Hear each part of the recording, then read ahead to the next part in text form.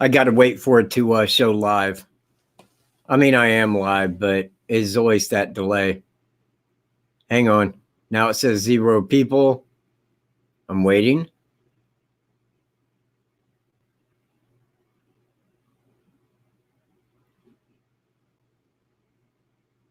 Must be a 30-second delay. Hold on.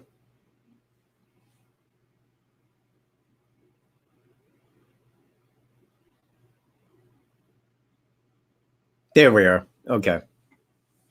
All right, everybody. Thanks for being here with me this evening. Tonight on my live show, which should have been last night, but I was a little busy. I was making a family recipe and getting that on video for everybody to indulge in one day soon. But tonight I have a very special guest, Randy Gravitt of the Randy Gravitt channel here on YouTube. And probably many of you know who he is.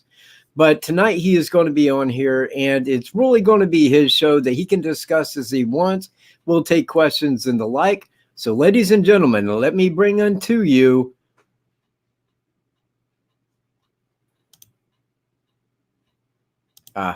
there we go. Hey, Randy Gravitt. Hey everyone, how y'all doing tonight? Doing well. How are you? How are you doing, Randy? I'm doing just great on this cold, miserable day here in Indiana. It's just horrible. Yeah. Hey Lily, how y'all doing? So what y'all want to talk about tonight? Hey Alaska Blue. Yeah, Alaska Blue. Emily. Well, again, it's kind of your show as to what it is that you want to discuss. It can be anything from the Colts to the Redskins to the Chargers. You can even go basketball. You can talk about the weather if that's your choosing. That's on Randy. Hey Danielle, I usually talk about anything, whatever people want to talk about. What do you guys want to talk about tonight? The case, or what crime stories you've seen on Thomas Bruce? What does Randy think? Should we talk about Thomas Bruce? I know some people were. You know what? Again, it's totally on you. That's kind of something that's my normal thing of discussion. But you can pick and choose any questions you like. Well, I'll ask this since Peter already asked. On my opinion is this: I don't think he did it, but it's up to the police to find out if it is he's related to the case or not. It's the bottom line. To me, I don't think he is, but it's really finding out the end of if he ever did it and stuff. That's police need to tell people. Like the other day, somebody asked me about. They send me. Let me read this. Hold on. Radar sent me this the other day about Anna, and she sent me this.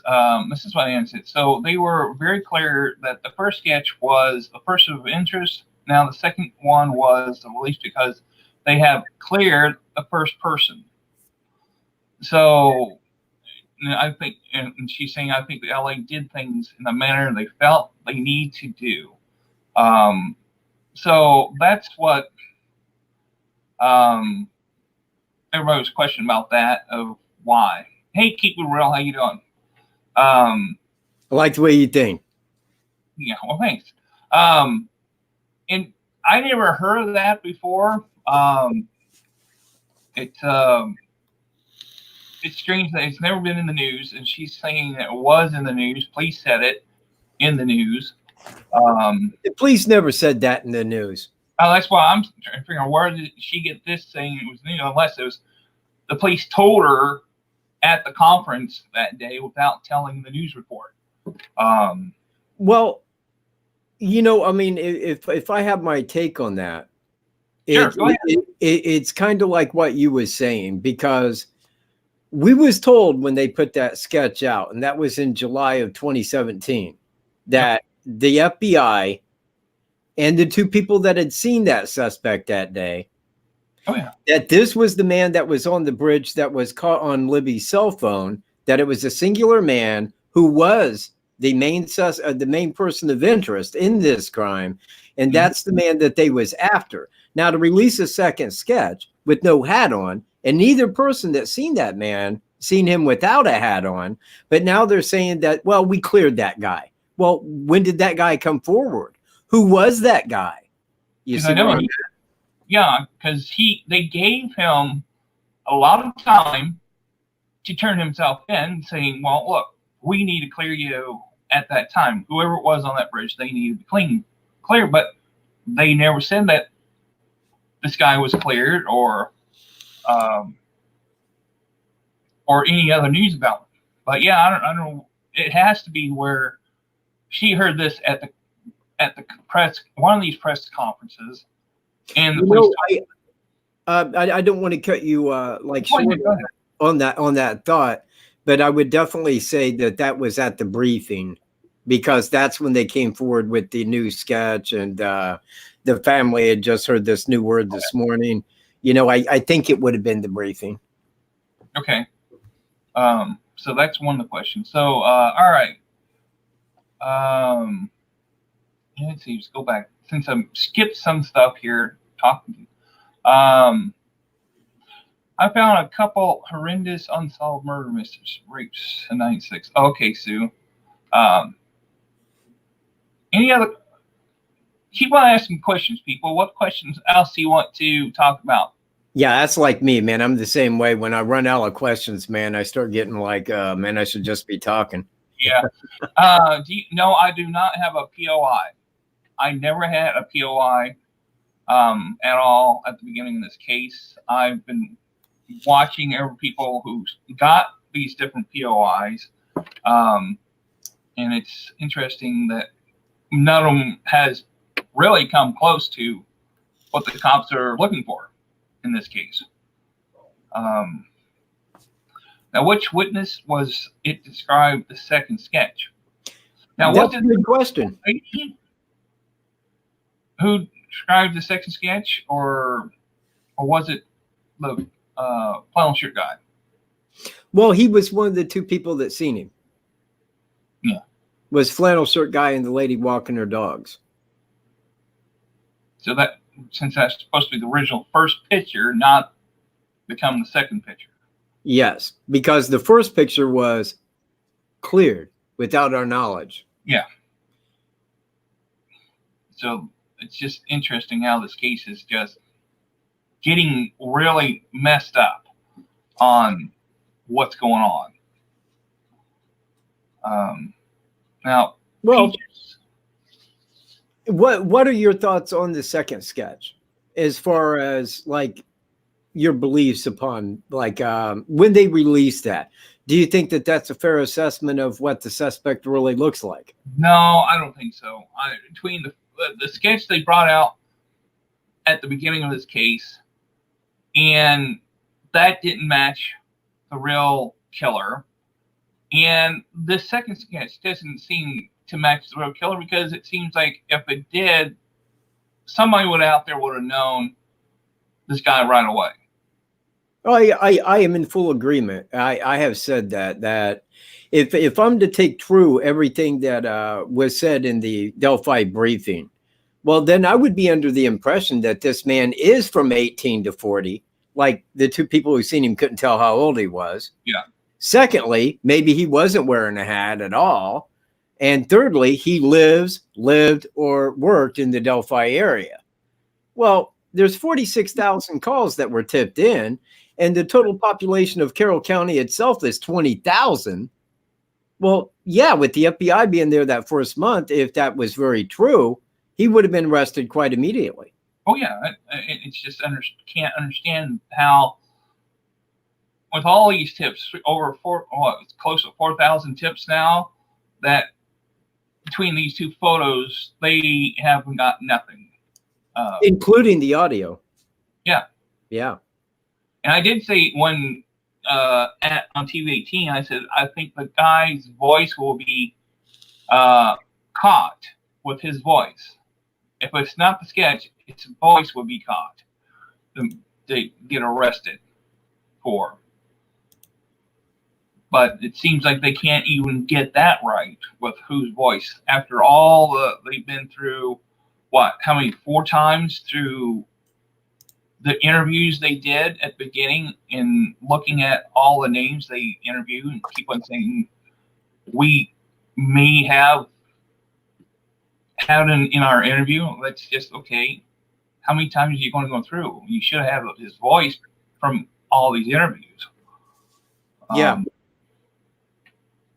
Yeah, I would agree, but I mean, like on that same coin right there, they have a lot more audio than what they've released. They only released a snippet of the whole audio, and I mean, as it goes, they probably have an overwhelming amount of voice recognition that they could use if they was talking to someone. Oh yeah. If they was like interrogating someone, they would know pretty much right away that it was the same man. Now, I did. The one question is, with these two witnesses, I talked about the jacket.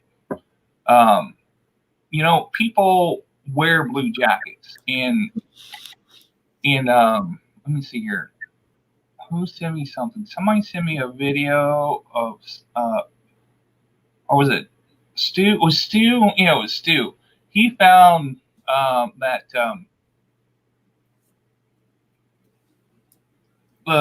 McKean, was it Dave or Dan McKean? He was wearing a blue jacket, and he was meeting some people on the bridge, and they had blue jackets on in that video. So whatever Stu had, I can't remember what it was, but he did a video that's showing 4 people wearing blue jackets. So you wonder did they get the right person? Of description of the right guy they saw out there on the bridge.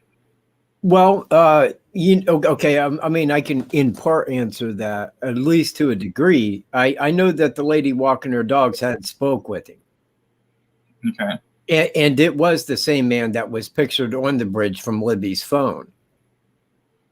Now, flannel shirt guy just passed him. I mean, they was just walking, one was walking east and the suspect was walking west down the 501. Yeah, that one. But that was just a passing. They didn't really speak to each other. Okay. You see? Yeah. In fact, as far as I would think about it, anybody that would have gave the details for a photo more than likely would have been her, rather than flannel shirt guy. I mean, she had the opportunity to speak with him for a minute. Now, okay, now the question is, everybody's asking, what time did the flannel shirt guy arrived out there in order to bypass him? I thought he was already out there and he didn't see him when he was out there by the bridge. Well, I mean, I can cover that, but that's kind of your question. Oh, okay. I mean, you see what I mean? Yeah. It's like if they're asking you that, tell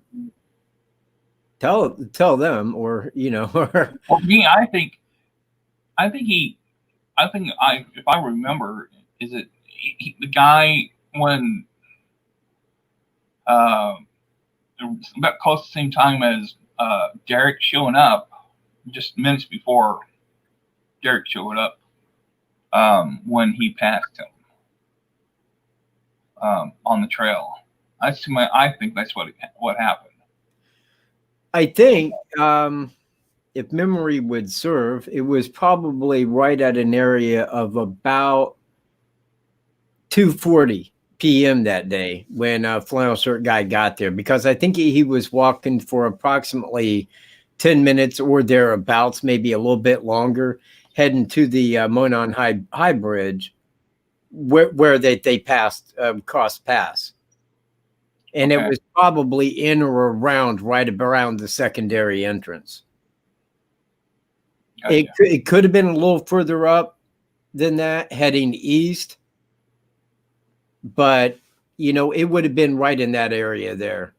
I mean, and honestly, it could have been east of the secondary entrance, because it was stated that, Mike Patty said that the suspect at that time was leaving. So to be clear that he was leaving would have put it to the east of the secondary entrance, because then he would have been heading only to the exit. Okay, and towards heading towards the Freeman Bridge. Yeah, exactly. And well, now my question is that how could Cheyenne and them missed him on the trail? That is an excellent question. It is, and I think that we have that deduced.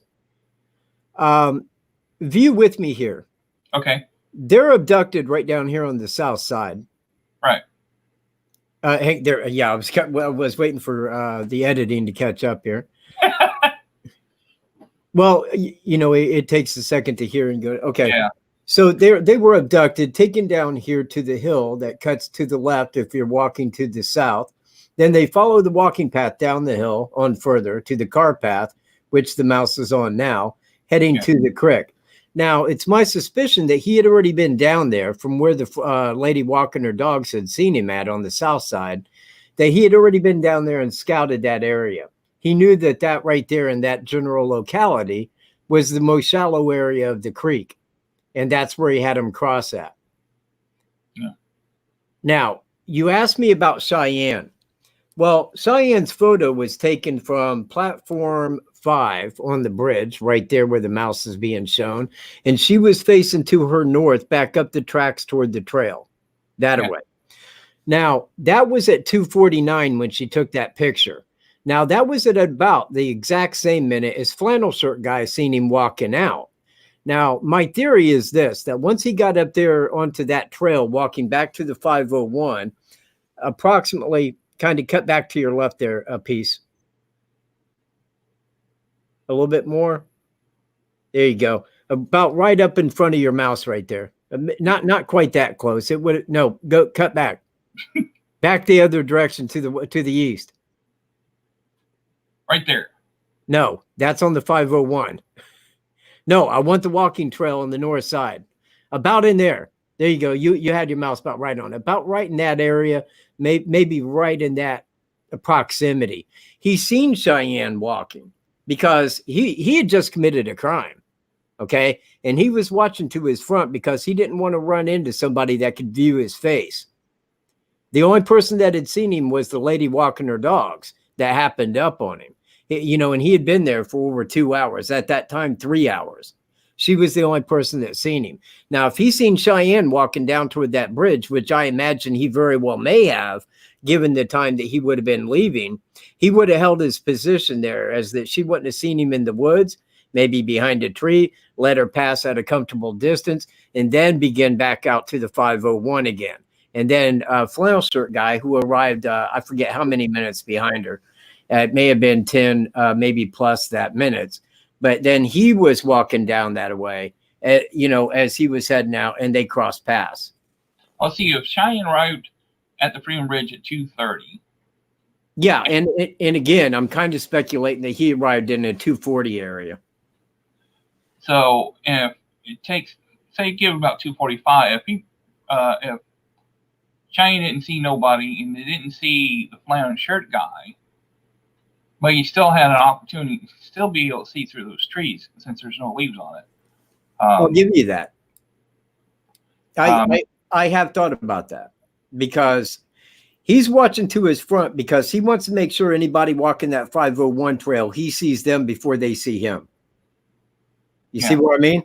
Because I told some people on my channel that if we had an opportunity to get a group of people be able to stand in the forest area with no leaves on it and people on the bridge and see what they can see from the bridge to where on the Mears property is and see how far anybody can see. I can see clear at the other end with no leaves on the trees on the bridge if you're standing on the north end of the bridge. And so. Well, no, and I agree with you, because in February, the one thing that's not going to be covering your view is leaves. Yeah. But again, if he was keeping an eye to his front where he seen her walking at a distance, he could have crouched and held his ground right there without her seeing him at a distance. Yeah, it's true. And that's what I'm saying. Now, I'm not saying that it happened that way. I wasn't there, but it does give for the whole thing of her passing, not seeing or hearing anything. But at the same time, he came out of all those trees where you could see at a long distance. Yeah. Okay. Yeah. Now, he was right behind her, because at the same time she walked across that bridge and got that picture, flannel shirt guy who was walking the same trail she was passed him and leaving. Well, I know one day her aunt, when I was talking about Cheyenne, her aunt says she's got all the photos that Cheyenne took that day from the bridge. So does the FBI. Yeah. And Cheyenne did have a friend with her in the car. She had a friend, and there was some people send me the messages that they got copy and paste and send to me of what she said in different time frames of different stories she talked about on Facebook in different groups. Would you say who you think did it? I don't know. Total Cut Pizza, I don't know who did it, actually. And I do not have a POI at all. Missing some of the questions. Let me go back and see who I missed. I think Greena, well, maybe not, but Alaska Blue probably is. She's probably keeping a track of any questions that are asked where she can highlight them. Okay, gotcha. Let me see. Let me go back. Any chance? Okay, Lisa. Any chance to you guys that there's a second man involved? To me, I think there is a second person involved. I would think because of Abby. Abby's not Abby. Libby. Libby's a pretty good sized girl. I would think it'd take two people to just handle her to get her to do what to do on that day. Well, allow me to pose this question to you. Sure. The FBI was there, and they covered the CSI of the crime scene. As well as any tracks that were left by the person who had crossed the creek with the girls, like any foot traffic by them. Yeah. Only one person was in the video, and I suspect only one voice, because at first the law enforcement came out and said there may be more than one. We don't know at this time. But then they came forward and said, no, listen, it is only one suspect, and this is his voice. This is not of two different people. So yeah. I do totally believe that it was singular, one person, but I feel that a great amount was pushed forward on Facebook with like a gang of people corralling, as the rumors progress. But even right off the bat, I never felt that there was more than one person involved.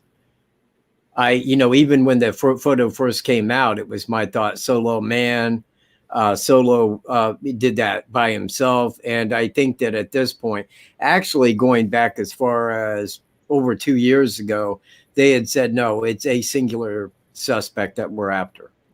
Now, unless that changed, and they had said something, prior, after that, I'm under the impression it is a singular person. Well, if at the end, if this guy ever get caught and find out he did have help, then he would have to have help in order to get out of the area real fast, too. Well, why? Only one person was seen leaving. Yeah, but the other thing is, people who were sitting, like Cheyenne was sitting in the car with whatever people were sitting at the freaking bridge would have saw more, and people were working that day at Anderson's grain feed, across from where the car was parked. Yeah, and I agree with 12 Cut right there, because if it is not him, then of course it would be, at least as far as I'm concerned, somebody that I'm not looking at. But I think that given him and all other persons of interest that's been named by the media and the public, I've looked into all of them, at least far enough to see if they fit the criteria, but I've seen none. So if it is not that man there that I normally suggest to people that it is, then it definitely is someone that we don't know of. Yeah. Let's see here. Who's all here? I forgot to say hi to some of these people who came through. I know Lillian. Hey Lily, how you doing? Taco, what's going on? I feel like it only has such like was 2 suspects. That's what's keeping it real saying. Let's see here. Where'd he go? I just had him. Where was it? Where'd you go? I just lost it. All right, I just had. Where are you? Where'd you go? He just was on here. Can't see it. Okay. Cheyenne said no, there was no one underneath the bridge.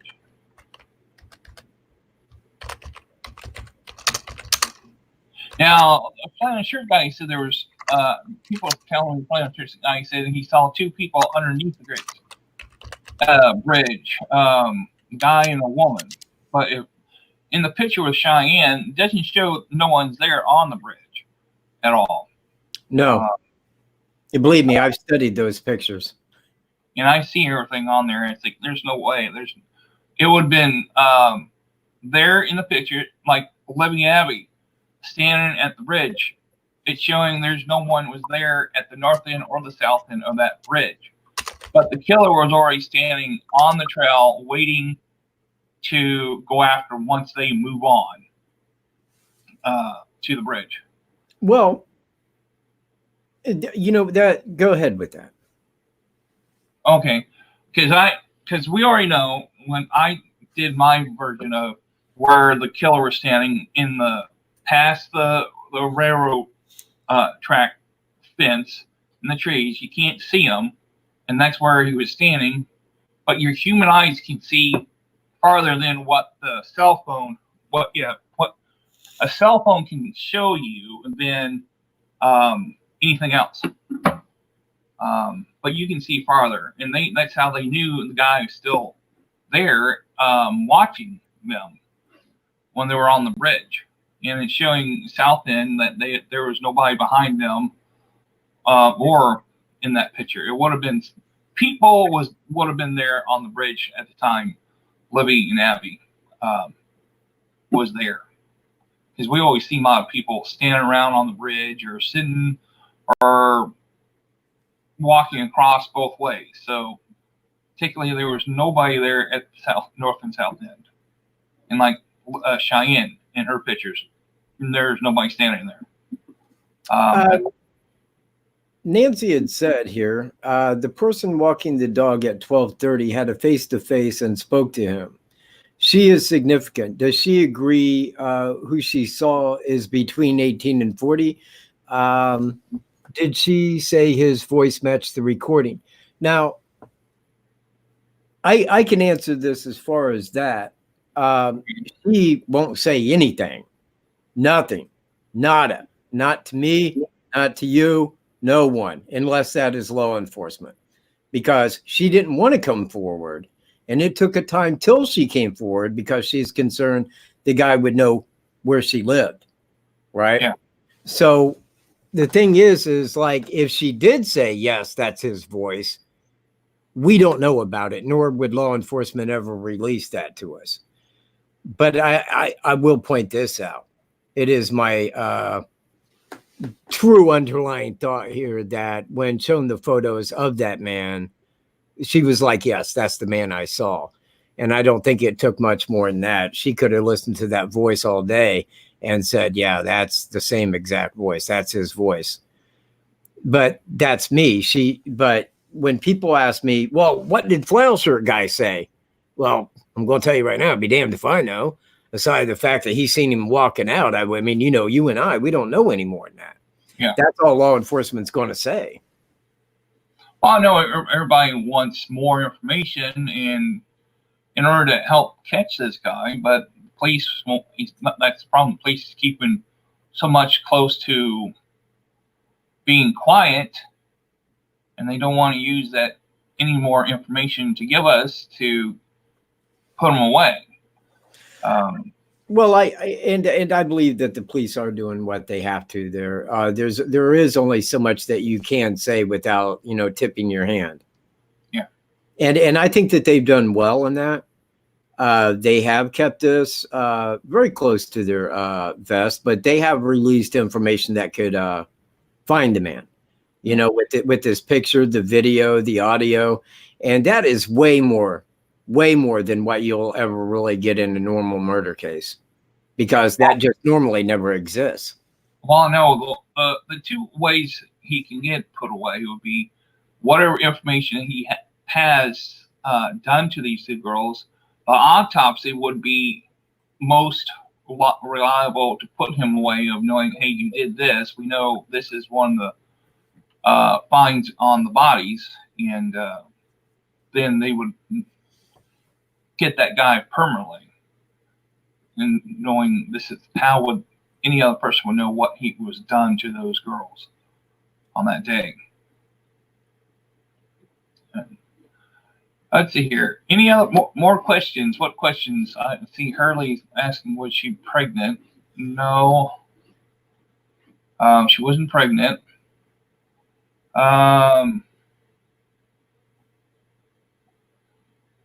Let's see here. They want to make sure they nail the bastard. Yeah. In court. Yes, that's true, Lisa. That's true. They want to make sure. Hey, Survivor, how you doing? Don't know what to do about swears. I play euchre with the Survivor. Oh, cool. Do you play euchre? No, I don't play euchre. Ah, too bad. I need a good partner. I'm not very good at cards. The only thing I can play is 21. Hey, I played 21. It was my only game in Vegas. Oh, cool. Yeah, I'm mad with it. I'm good I at that. never lost playing blackjack. Not one time ever. If I was up $2, I walk out and I say, man, I just drank for 8 hours and I made $2 doing it. Look at me. Yeah. It was a good one back then. Now, here's the question, y'all. What do you think they're going to say comes next year? Press conference, if they're going to have a press conference. Oh, I believe they will. Or do you think they're going to say the same thing in the last 2 years, or come up with something else? Well, if you're asking me, I mean, because the last press conference they held at the courthouse with the prosecutor. Yeah. All I see everybody before that they did at the trail. I know I was there at the trail. Yeah, I remember that. But they didn't let nobody in. I think that was a mistake. They should have had it someplace else. So a lot of people were coming out of state to see that press conference last year. Yeah, I'm sorry for that, man. And I know there was people from Ohio and other places. They were coming to watch that. I think they should have done it someplace else, either to take it to a gym or somewhere bigger than what they had in that courthouse. Well, it's my belief that they did not want me there. Well, I was there, and I said, well, the FBI agent asked me to sign my name. I said, well, I'm just here to watch. And they said, no, it's just the press people only. Yeah, that's right. If they're not paid for, you got to leave. You might ask questions we don't want. I would have got in if I stayed and got by somebody else. And so I probably would have got in with someone who was there. I would have got in. Case is really messed up. Yep. I think this whole entire case is really messed up. And it's not ending up where it should be. It shouldn't take no 2 years or more to find this guy. And if it goes on longer than 3 years, I don't understand why they just say it's a cold case, but they're saying because they got tips, that's how they can keep going on it. Well, my response to that is a little bit different. Okay. You don't watch my channel, do you? I'll watch your channel. Well, then why are you surprised? I say that the whole of that is because, I mean, when you look at the track record of phone calls, so like 46,000+, you know, and or all of Carroll County has a population of less than half of that. Okay, but the police are saying, well, we still feel he's 18 to 40, lived or worked here. Well, if that was true, the man would have been arrested a long time ago. And it really is that simple to me. He would have been arrested in the immediate. Somebody would have knew who that was. They would have said, yeah, I know who that is. No doubt, even with the voice, that's him. Now, I know a lot of people did under a heavy suspicion that he appears like, but somebody would have knew. So it's my belief that they're not talking about my suspect because they can't talk to him until at which time they can talk to him. They're not going to press charges. And once they can, and that will be in a year from now, that's when they can go talk to him. That's when charges will be filed. I suggest that the Delphi briefing was a way to end the investigation as far as new phone calls, because any further phone calls upon the new direction would be deemed not investigatable because they already knew who did it. You see where I'm at? Oh, yeah. It's just like when he was arrested in St. Louis. First thing St. Louis does is gets a hold of Carroll County. Starts giving them the rundown. Hey, this guy was dressed like Bridge Guy. He looks like your sketch. He had never broken the law before. He's in here for first-degree murder. You know, and that kind of, when I looked at his mugshot, I was like, oh, wow. I was like, holy crap, yeah. This looks really real. And it took some investigation, but not very long. Once I found the route to his brother's house that put him right by Monon High Bridge Trail, it was like, now I know I got him. And I kept going. But it's just to figure out what vehicle he got out of there. That's the one thing. Which vehicle? I don't know that. But I've tried looking into his past vehicles, and I can't find it. I even got a hold of Missouri DMV in an attempt to find it. They would give me the history of a vehicle if I knew the VIN number, but they wouldn't give me a history of all vehicles owned by a person. Yeah. Well, I know he drives that one car that gets like 30 miles per gallon. It's red. And he was driving that same car when he was pulled over, and also when he raped that 78-year-old lady 2 months before the Christian store murder. Yeah. Now that was the 2017 Ford Kia. Yeah, that's what he used in that the lady who he raped and held hostage in 2 months before the store murder. Really? Yeah. And again, what kind of fits my equation on this, and me and Greeno was talking about it, because if we go back a year ago from this year, and we go back to July 2018, that's when John D. Miller was arrested in Fort Wayne for a 30-year-old murder. Yeah. And he was apprehended by the genealogical DNA database that C.C. Moore had used to try to narrow that down to him and his brother. Now, when that came out in July, then there was all, the thing with Sheriff Lesenby, because we was trying to reach him, and we did a video speaking to C.C. Moore, who said, yeah, I followed this case since it started, and if asked, I would definitely help law enforcement with it. Well, we sent him him being Sheriff Lesenby, her contact information. But it was really at that exact same time, Logansport paper put out that Carroll County investigators were using the same technology as what got John D. Miller. Now, as months went by, because I do believe it was would have had to been October of 2018. I mean, I was already on here saying, hey, it took her 2 months to find a guy, 30 years after the fact with the last name of Miller. Why don't we have an arrest? Why don't we know anything? And I think for a guy who had never been arrested in his past, he goes out right there in his own town, commits sexual assault on a 77-year-old lady. The following month, he gets pulled over and is heavily intoxicated. And then the month thereafter goes into the Catholic supply store and does the first-degree murder and sexual assault there. And it kind of seemed to me that he knew any day soon there was going to be that knock at his door because they had narrowed it down. I think he was trying to go out on his own terms. Yeah.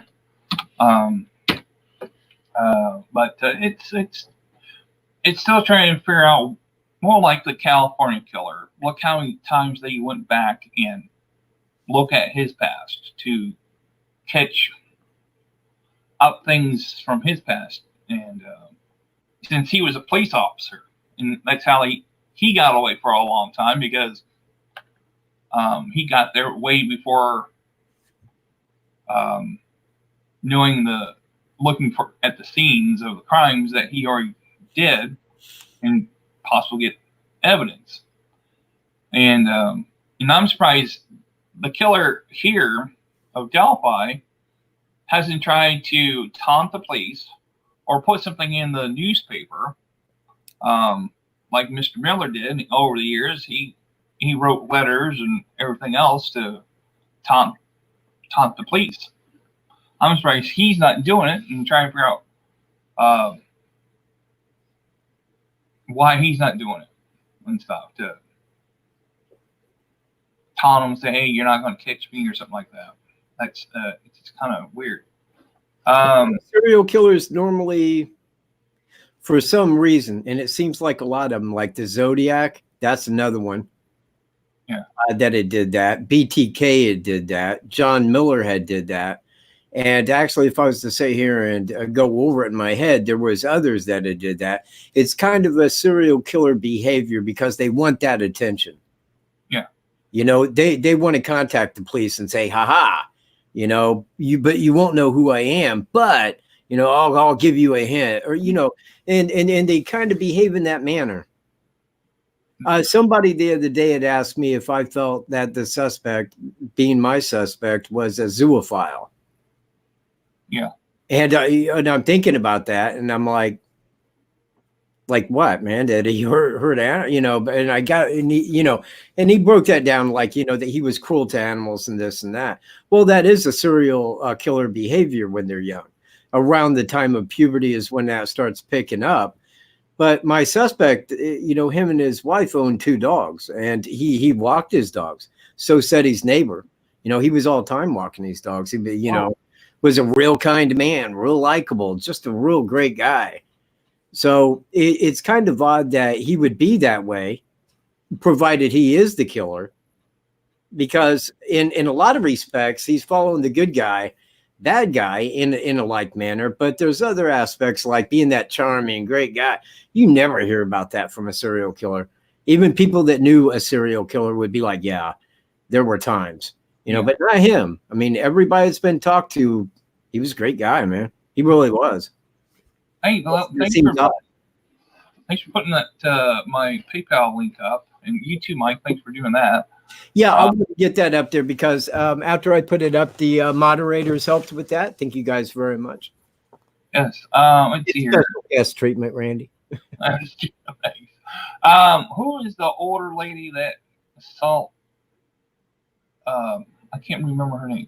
You mean the Thomas Bruce, the older lady 2 months before? The 2 months before? Yeah, the 77-year-old. The 78. Yeah. What's her name?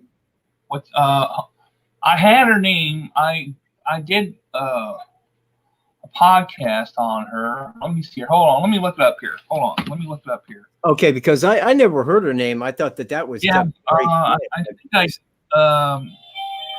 think stop. Phones, Randy. I know. Let's see here. Thomas Bruce.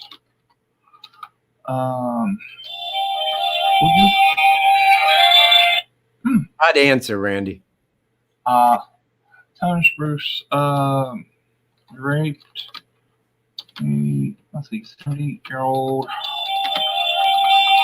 lady.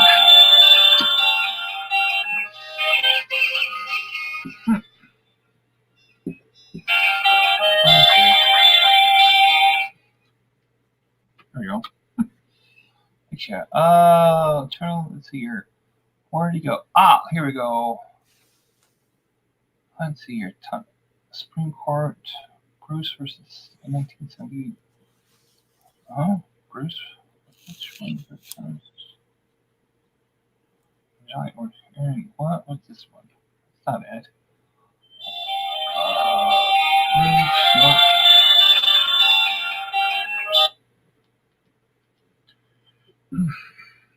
Try and look this up. Thomas Bruce.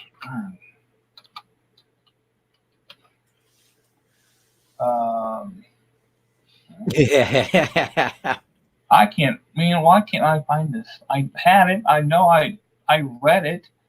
Turn up. Yeah, it would just seem odd to me that because she reached police after she saw him on the news. Well, yeah, especially her neighbors remember the car being there, and she was like watching the TV. Oh, here we go. Let's see what it is. I think I found it. Hold on. And she was watching TV, and she saw the guy. Don't give the name out if you would, please. Oh well, that's not it. But yeah, and thank you, Peaches. You're on the same page with me. I'm trying to find it. See if is this alleged making? No, that's not it. There are some names that shan't be given.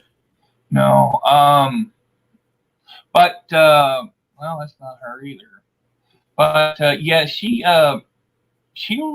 remembered when watching the news, remember his face and everything, and the neighbors remember the same car that he was pulled over. When the police was pulling him over, and then of course the people at the Christian store, they remember the same car. Somebody would thought of remembering the same car he drove. So, but it's kind of interesting that he's driving that same car from these crimes that he does, and people just remembers what kind of car he had. Well, now that was the 2017 Ford Kia, though, too, wasn't it? Yeah, the 2017. Yeah, he drove that car at that 78-year-old lady, trying to rape her and was doing all kinds of things to her. Now, I get asked the question quite often, is that the car that he provided that he would have drove to Delphi? Now, and, well, he can make it in Delphi with 30 miles per gallon car. Yeah, but it was a 2017, and he had filed bankruptcy in January of 2017. Well, what year? Let's see here. And that's what year is the car again? It's a 2017. Now, the crimes were committed in February, and he filed bankruptcy the month before that. And I don't think that he bought it so late in 2016 as to still have it. And I felt that he bought that after the crime. Well, what his wife was originally that was his wife's car originally, but he took over driving it. On what? The Kia? Yeah. Are you asking me if it was his wife's car? Yeah. I don't know. It was their car. I mean, but I don't know to whom it was titled. a side of the state, but Yeah. Huh. but I just don't think that he went and bought that car to file bankruptcy and keep it. I don't think that that was his whole plan there. I think that he probably bought that after the crime. But and again, though, a lot of times bankruptcies, you can file bankruptcy, but you still can buy the car before the bankruptcy goes through the court. I understand how that operates, but what I'm saying is he filed in January, the first month, on the 11th of 2017. And for him to have a 2017 Kia, he would have had to have bought that just prior to 2017. Well, yeah, if you can still keep your car under bankruptcy. You can tell your lawyer that what vehicle you want to keep under bankruptcy rules. I get that, and he didn't file and lose everything, and I'm not suggesting that he did.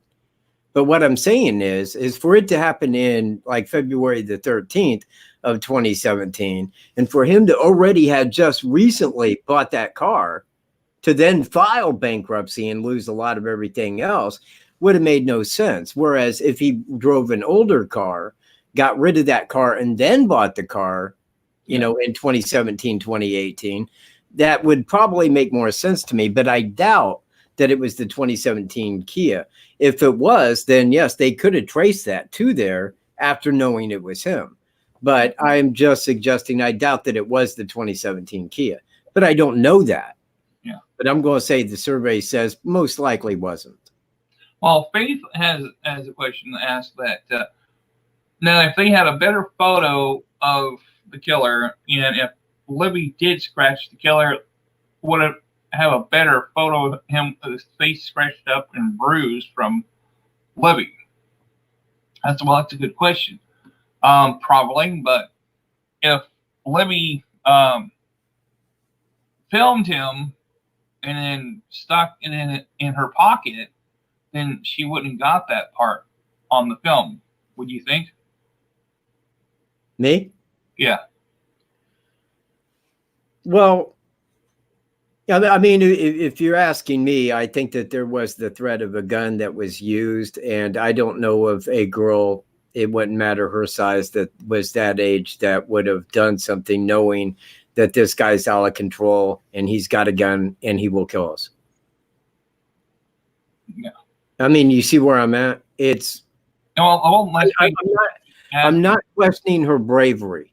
I'm not questioning her, but what I am saying is if you got a gun and it's pointed at you and the guy is handing out orders, generally the best thing to ever do is comply. It's because this man, as we now know, despite whoever it is, if he had a handgun, the guy was out of control and he was there to kill. That was his whole reason of being there that day. Yeah. Okay. B. Smith, he does fit the sketch. Who fits the sketch? Yeah. Well, I mean, with that picture, yeah. I was going to say, with that picture, there's only one guy that fits that sketch, and there he is. That's of whom it was made after. That is that sketch, and that's why they're saying he's cleared, because they know who did it, and they can't go talk to him. They don't want people looking at that. They don't want people seeing that picture right there combined. The last thing that law enforcement wants is that, because that's exactly what the first sketch implies, that he did it. Well, when he became a person of interest to in the media for a quick minute, then yeah, I was in there and I was making comparisons to that.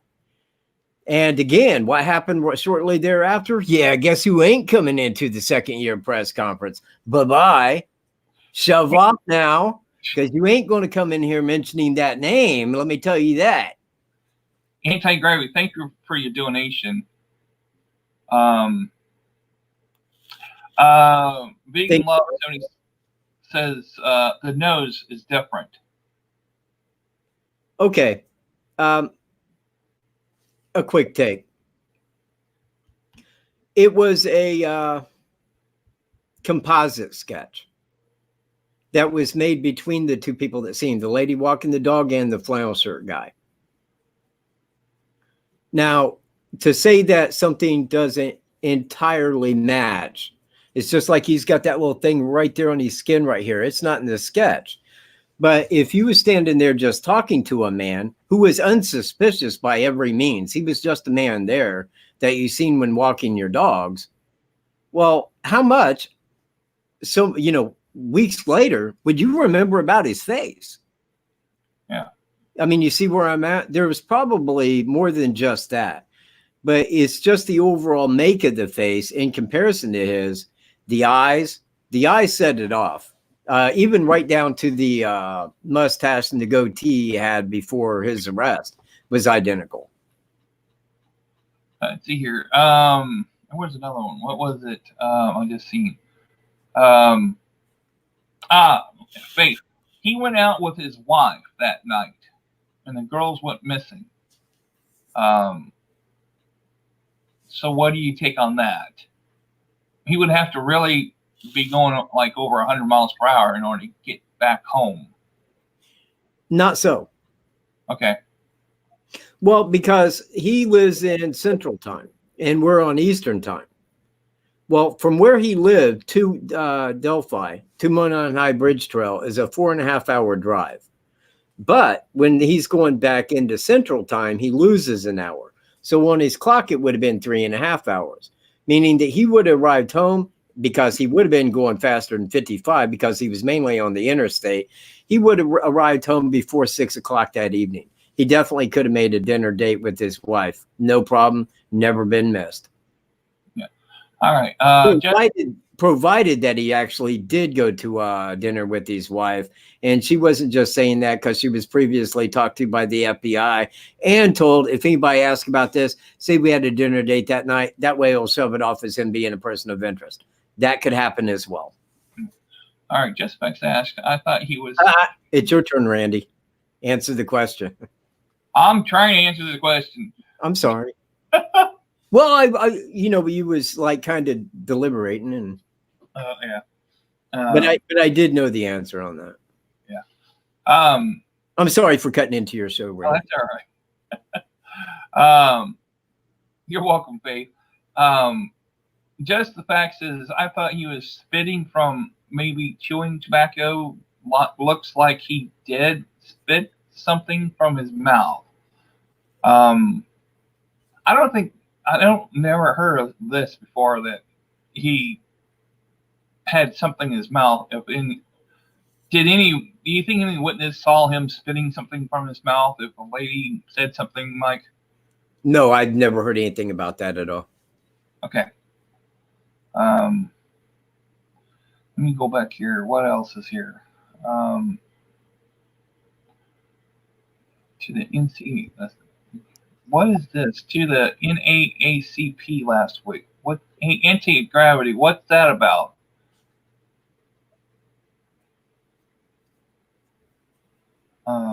Don't understand that question. Well,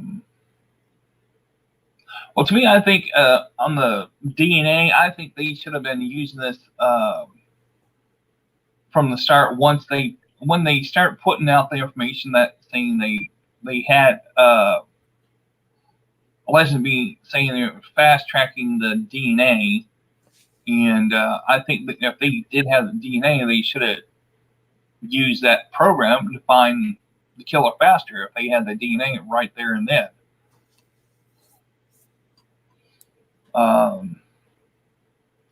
Hey, Chicken Little. Let's see here. What are your thoughts on Derek Cosby's videos? Not very well. A typo? Okay.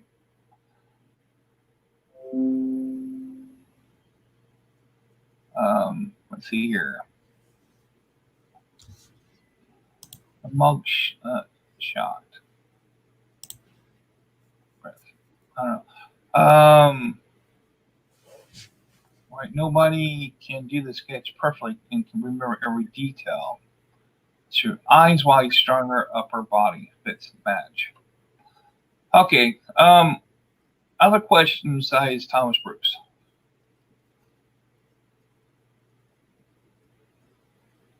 On that question right there, Steve Carroll, yes, be damn sure I will be there. I will be there. It does not matter how, but I will be there. You can bet your butt sack I will be. And Lillian, thank you very much. If you were speaking to me, thank you very much, and thanks for being here tonight. These are spooky looking. Okay.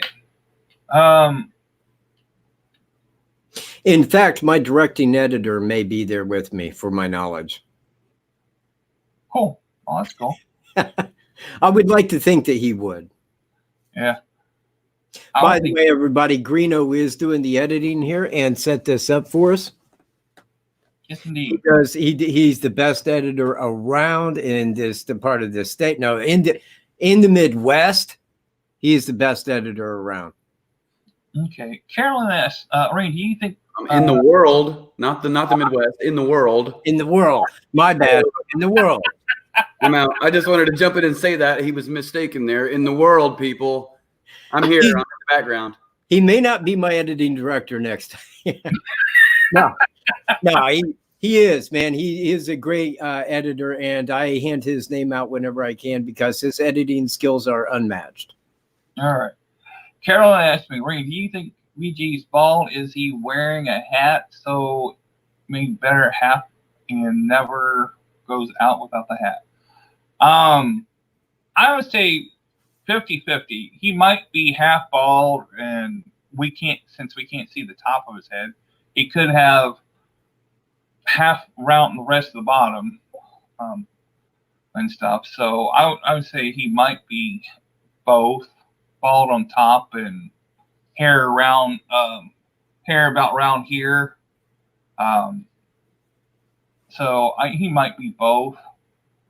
Because usually wearing hat lock, if people like to wear hats, then yeah, he might be covering it up, his bald spot. I have my hair. I have all of my hair. Yeah, I'm the same age as TV, man. In fact, he's exactly 45 days older than I am. Oh yeah. He was born, I think it was like right at October 15th, the same year I was born. I was born, of course, November 30th of that very year. Well, that's cool. All right. Darn video is good. That video is good. Cool. All right, more questions.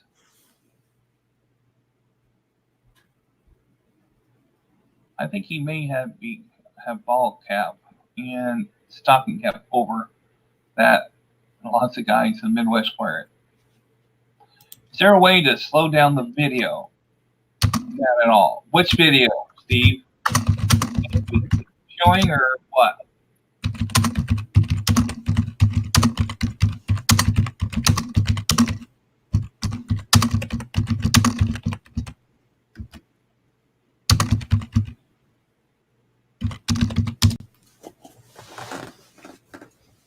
I think he does look. I have done that. I've slowed it down. I've sped it up. I freeze framed every frame and took photos of it. I looked at everything imaginable on that. I mean, everything, every little pixel on his neck, around him, as in the trees, his feet, everything, trying to find anything I could determine out of it. And I mean, to me, I don't think that they was afraid to release that at that time because they knew full well you can't look at that and see who it is by the face. I think he does. I mean, you can't. No. But now if you look at the face and you try to match that to the second sketch, it ain't happening. That I don't think that goes on at all. They made that look way too young. I don't think that's correct. The sketch that they just brought up this year. He does look like he's kind of shady, and stuff. He has to be. He can look down the rails to where he's walking, But the strange part is he's really walking on the edge of the bridge. And the only one person I saw walking on the edge of the bridge one time when I was out there, there was a guy who were rappelling off the bridge. Oh, really? Yeah, there was a guy out there. A family went out there who knows this guy, and he tied the rope to that railroad tie that's stuck in the middle of the tracks out there on that bridge. Yeah. He rappelled all the way down to the bottom of the creek. And he ran up on the creek to get on the other side, and he was just walking right along the side of the edge. And he does this for a living. He does this type of stunts. He did a lot of all kinds of stunts over the years, and stuff. It's like, wow, okay. But sounds like something I'd have a go at. Yeah, well, he did it. The two girls went out with him. They were afraid to walk towards him. They were like careful watching where they were stepping. But he was just calm and cool coming back towards them to unhook his rope and stuff and to bring him back across the bridge or the north end. I thought, wow, okay, you're that brave enough to walk right on the edge of the tracks, right on the just where the drop off is. And he was just walking along. Well, but I mean it. Sorry. That's impossible to make it out. Yeah. We all want my hair. I'm thankful to have it. A lot of people wish they had their hair, and sometimes You know, I had great hair until a few years ago, and I messed it up. And what do you do that for? I don't know, man. I guess it was just ego. It's hard to say now. So more questions, people. More questions. What other questions? That's what I like, man. I like those questions. I love questions. You know what? We got 94 people here, and I know that statistically, out of 94 people, a lot of you have some great questions out there, but you just don't want to post them. Because if you post them, we're going to put them up where everybody can see it. Out there.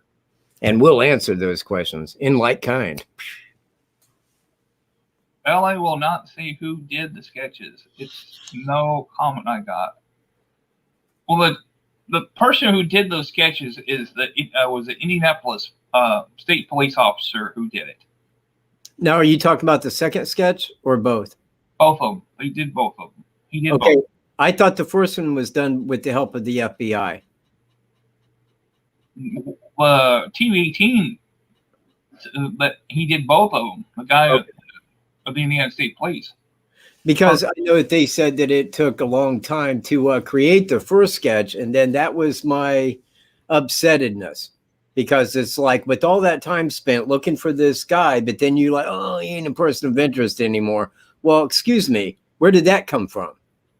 How could he not be? And why didn't you say anything like, oh, we got that guy, he's covered, don't worry about him? Well, when that don't hit the news, but then they say, oh, that first guy, yeah, he's covered, he's cleared. Well, wait, man. From what I heard from law enforcement, he's the suspect. He's the guy we're looking for.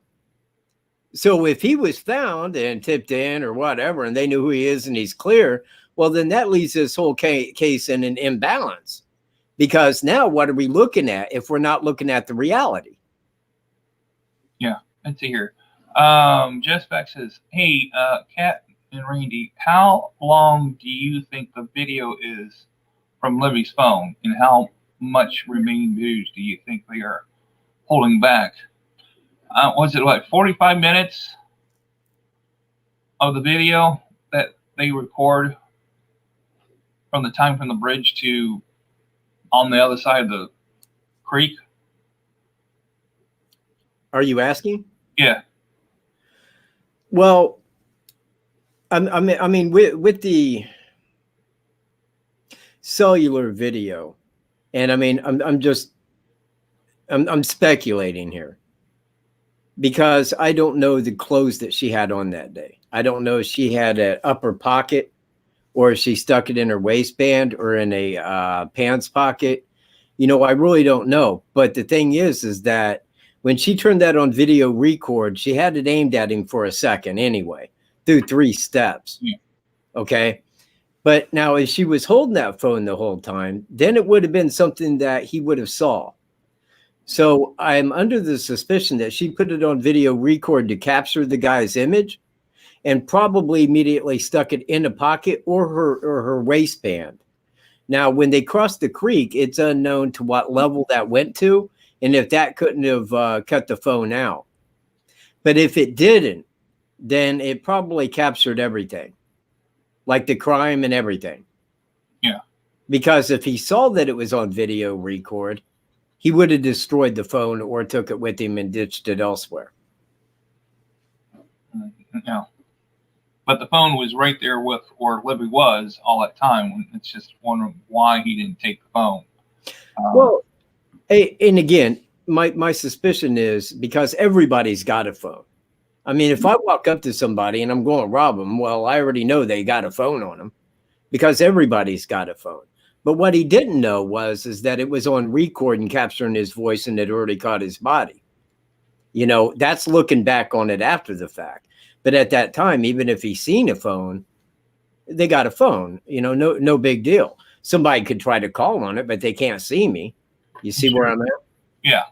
And people make a big deal about the phone after the fact because that was part of what's got him, But the thing is that at that time, what was he to think? I mean, it's just some girl with her phone. Big deal. Everybody's got one. Mm-hmm. Okay. Don't know how long the phone. Let's see. Okay. Go ahead. I'm just reading what Lily put on there. Okay, Mike, what was you going to say?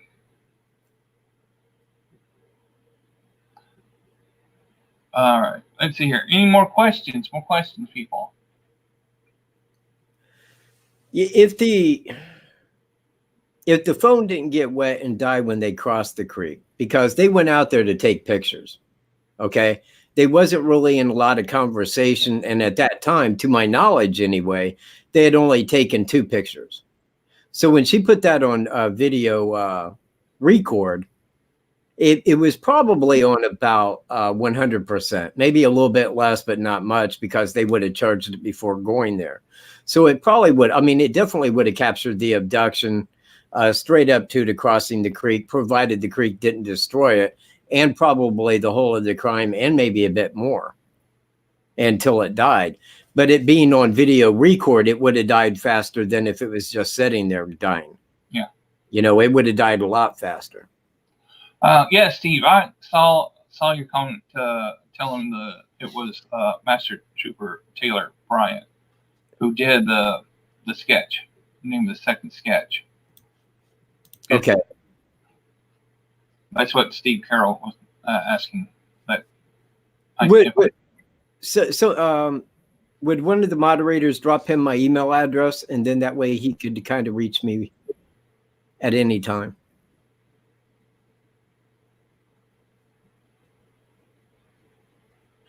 I see, but again, Chicken Little, I mean, here's the thing. Looking back, we think of that phone as something big, but at that time, it was just a phone. He had no conception that it was on video record. You see where I'm at? He had no idea of that. This is a girl on her phone. Somebody might call, but they can't see or hear me. Yeah. So, it's like we look back at it as murder. But at that time, when that was done, he was just getting out of there. And, really, honestly, the chances are if he's seen that phone, he probably gave it as much thought as what I'm allowing for. It's a girl and there's her phone. It's what everybody carries. Yeah. Just Vax asked, do you guys think they'll release more evidence anytime soon? To me, I don't think so. They're going to not give us any more evidence in order to find this guy.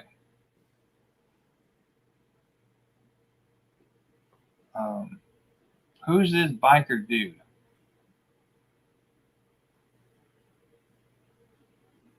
And that biker dude. Who's the biker dude? On the biker beast?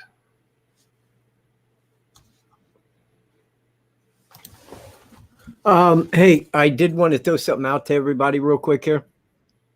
By Friday, I should have a phone. And I've avoided forever ever getting a phone that I could work with. But I'm going to have it set up here, and it will be speakerphone with like caller ID, so I can have multiple people in line, and then I can just bam, you're live, bam, you're live, and it'll have your name right there. So I will have that as of Friday. So reach me via email around then, and I can get people the number probably before Tuesday, next Tuesday. Hey, Anthony, I guess Alaska Blue wants you to play the Thomas Bruce yelling at the cop when his pockets. Oh, my mom. Hold on. Hello. So, yeah.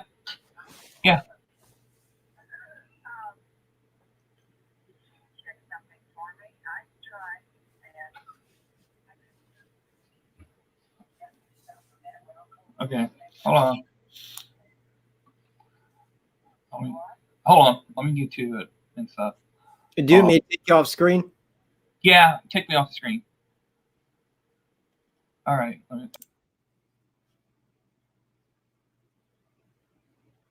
Oh, well, yeah. Okay. Now I'm just sitting here solo for a minute.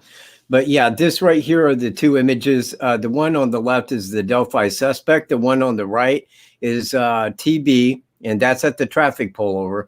And that's him walking forward. Now, notice that his hands. Oh, shit. Oh. Okay. But notice that on the right, TB's hands are in his pockets, just like Bridge Guy. He looks down as he walks, just like Bridge Guy. The same weight, just like Bridge Guy. His eyes aren't blue, just like Bridge Guy.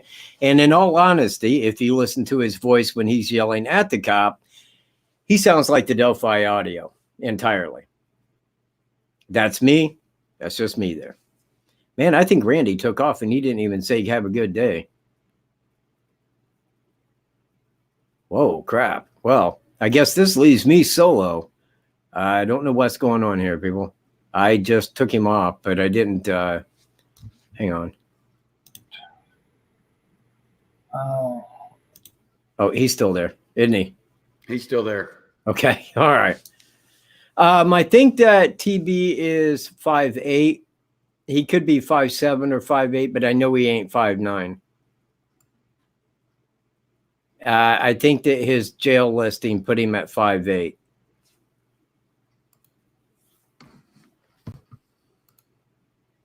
He is. You're right. And I agree with that. But again, I mean, this is and I told Randy up front, I said, man, this is your show, man. I mean, you can talk about anything you like, you know. You don't have to talk about anything you don't want to. So I was kind of steering it more toward what it was that he wanted to discuss. But when the chat's asking about my suspect, you know, I kind of feel where Randy does not have an answer that I should probably reply to that.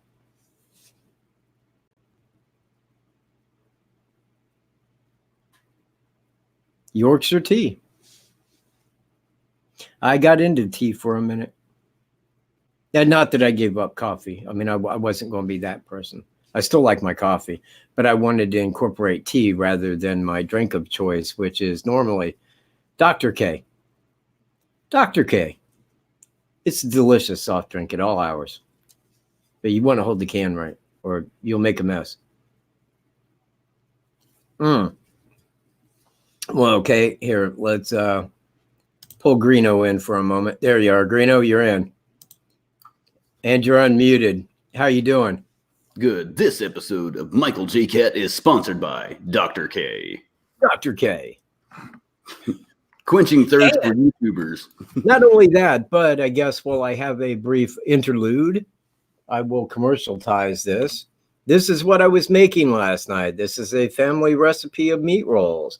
On top right there, because you have the meat all up in the roll, and then the outside is covered with Parmesan cheese and baked with love. Family recipe. I will not share it until the video comes Good. out. Looks good. Yeah. But it is a great recipe, and I think that everybody would certainly enjoy that as long as it's cooked with love. It's Italian. Yeah, that's right. My grandfather was Italian. Now you know. So, was your grandpa Italian, Greeno? No, one's Irish, one's Hawaiian. Ah, yeah. You know, you look Irish. A little bit of Irish and Hawaiian. Yeah. I got a little bit of red hair. Kind of surprised you're not a drunk. Well, my grandmother, honestly, no, my great grandmother. Let me phrase that correctly. Her maiden name was Ireland. And I always tell people she probably came from France. She came from France. Well, I never talked to her, so you know, she was dead before I was born. They are very good. You know, wait for the recipe to come out, man. I got a fantastic editor that's going to put it together. It's going to be fantastic. I assure you, you will love it. Hey, we need to reach Randy and find out what's up, man, because this is no time for extended conversation. No time, Randy. There he is. No time. All right. Bring Randy in and I'm out. All right, there he is. He's back. All right, sorry about that, guys. My mom. Yeah, no problem. Yeah, my mom called. And then we got all kinds of questions for you. Cool.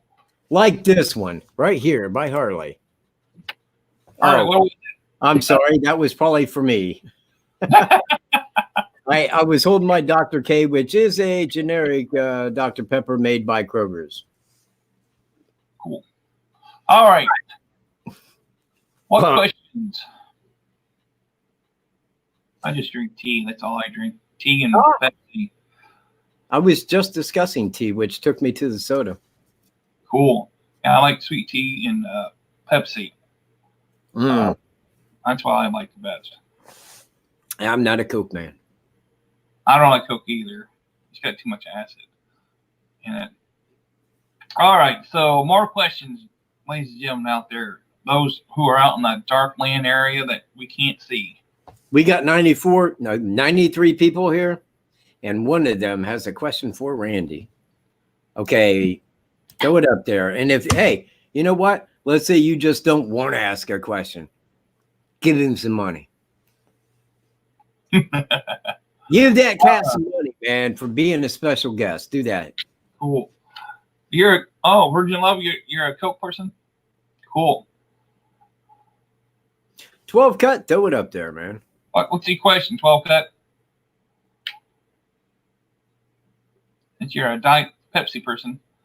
Steve Negrino, if the killer is local and the Delphi is still where do you believe he works at? Well, there's not too many factories in Delphi.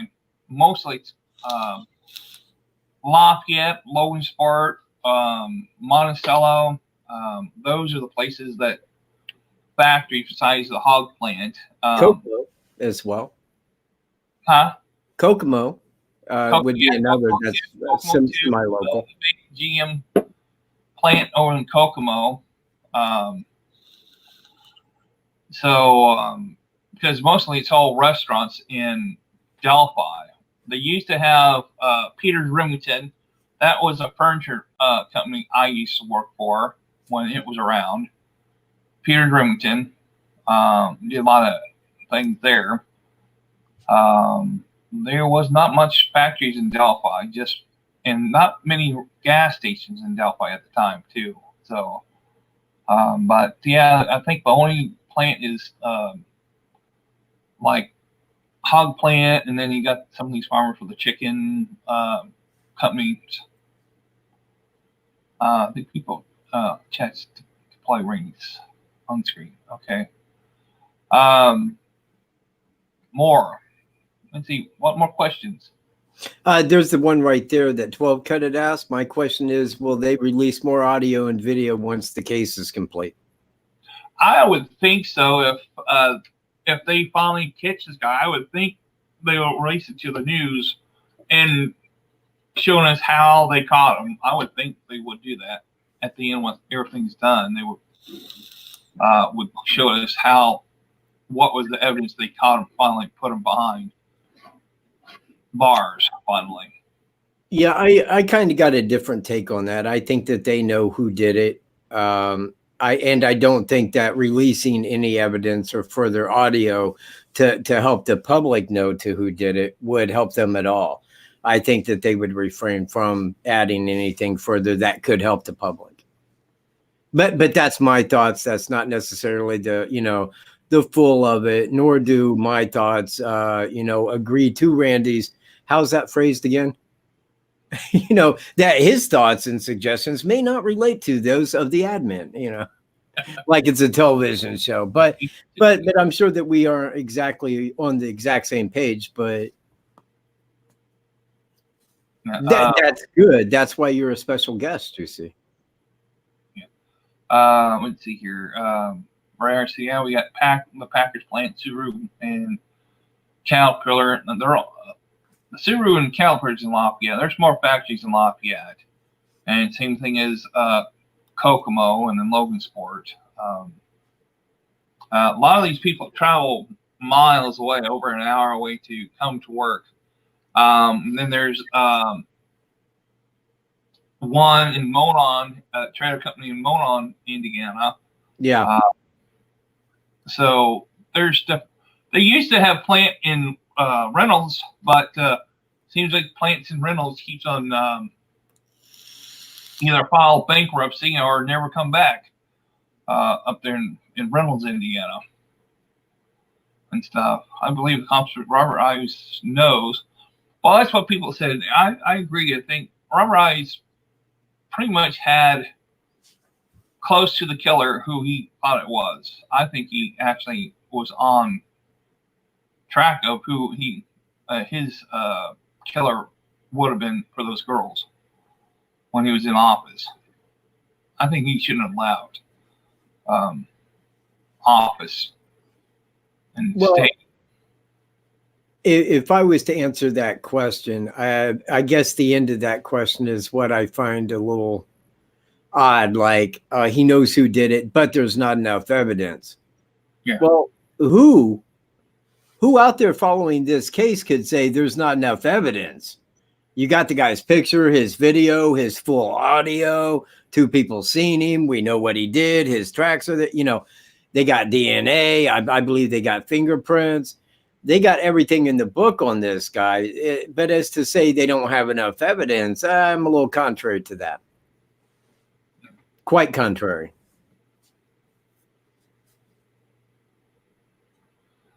Okay, let's see here. No, I'm not patrol. Well, the only thing that would advise us on Cunningham or not would be his thumbs up or his thumbs down. Yeah, right now there's like showing, I see 53 thumbs up and 14 thumbs down. And 89 people here. That's called lazy. You know what, Randy? Hey, man, I don't want to be this dude, man. I don't. But there does come a time when I got to end this because of lack of cooperation.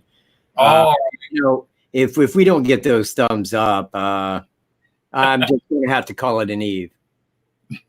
So, but let's see here. They should know 99% believe if it was. Well, yeah, they should be. But if it is Thomas Bruce, whoever it is, but it's just they're not showing. Those are 15 of MC's accounts that he's got made for this channel specifically. Yeah. So I give thumbs up. Cool.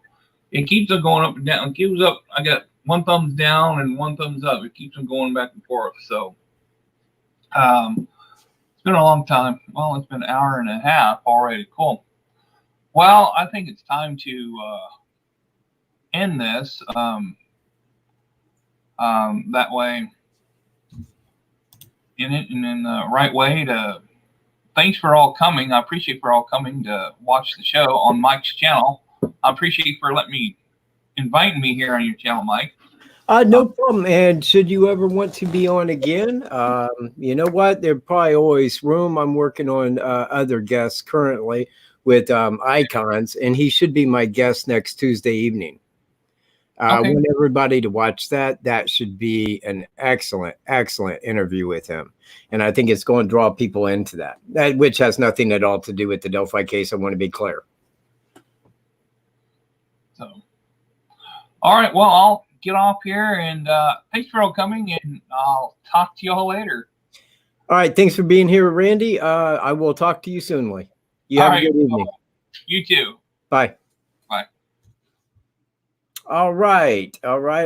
You know what? I wanted to keep the show going for another half an hour. So at this time, if you guys do not mind, I would like to bring Editor Greeno into the screen. Bam. Wait, there we go. It's Greeno. YouTube, Facebook, Twitter, Instagram, wherever the hell you're watching from. I've been sitting here in the background the whole time, clicking buttons and making sure, trying to do all this fancy stuff. Doing things. That's right.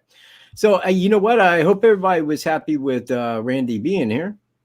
I wanted him to have time to discuss and answer questions, and I hope that I wasn't cutting him off in some areas. But some of the questions over here kind of related more to me and not specifically what he was discussing is why I had kind of went in on that. But this was his show. Okay, and now it's kind of Greeno's show. So, Greeno, do you have anything to say concerning tonight's show? You know what? I think that it's there's a lot of people. I would say one thing for the viewers: ask more questions. When he's got a guest on the show, ask more questions to them. I'm doing my best to find your comments in here. There's a lot of comments in here to sort through, and I'm trying to sort through the comments and highlight your comment like you see on the screen, which is right over there in the corner there. But I'm also trying to pull up things on the screen as well, like when they're talking about the sketches, pull up the sketches, pull up the bridge guy video. Things that you guys are talking about in there. I'm trying to keep it on track and pull up these things as it's being said.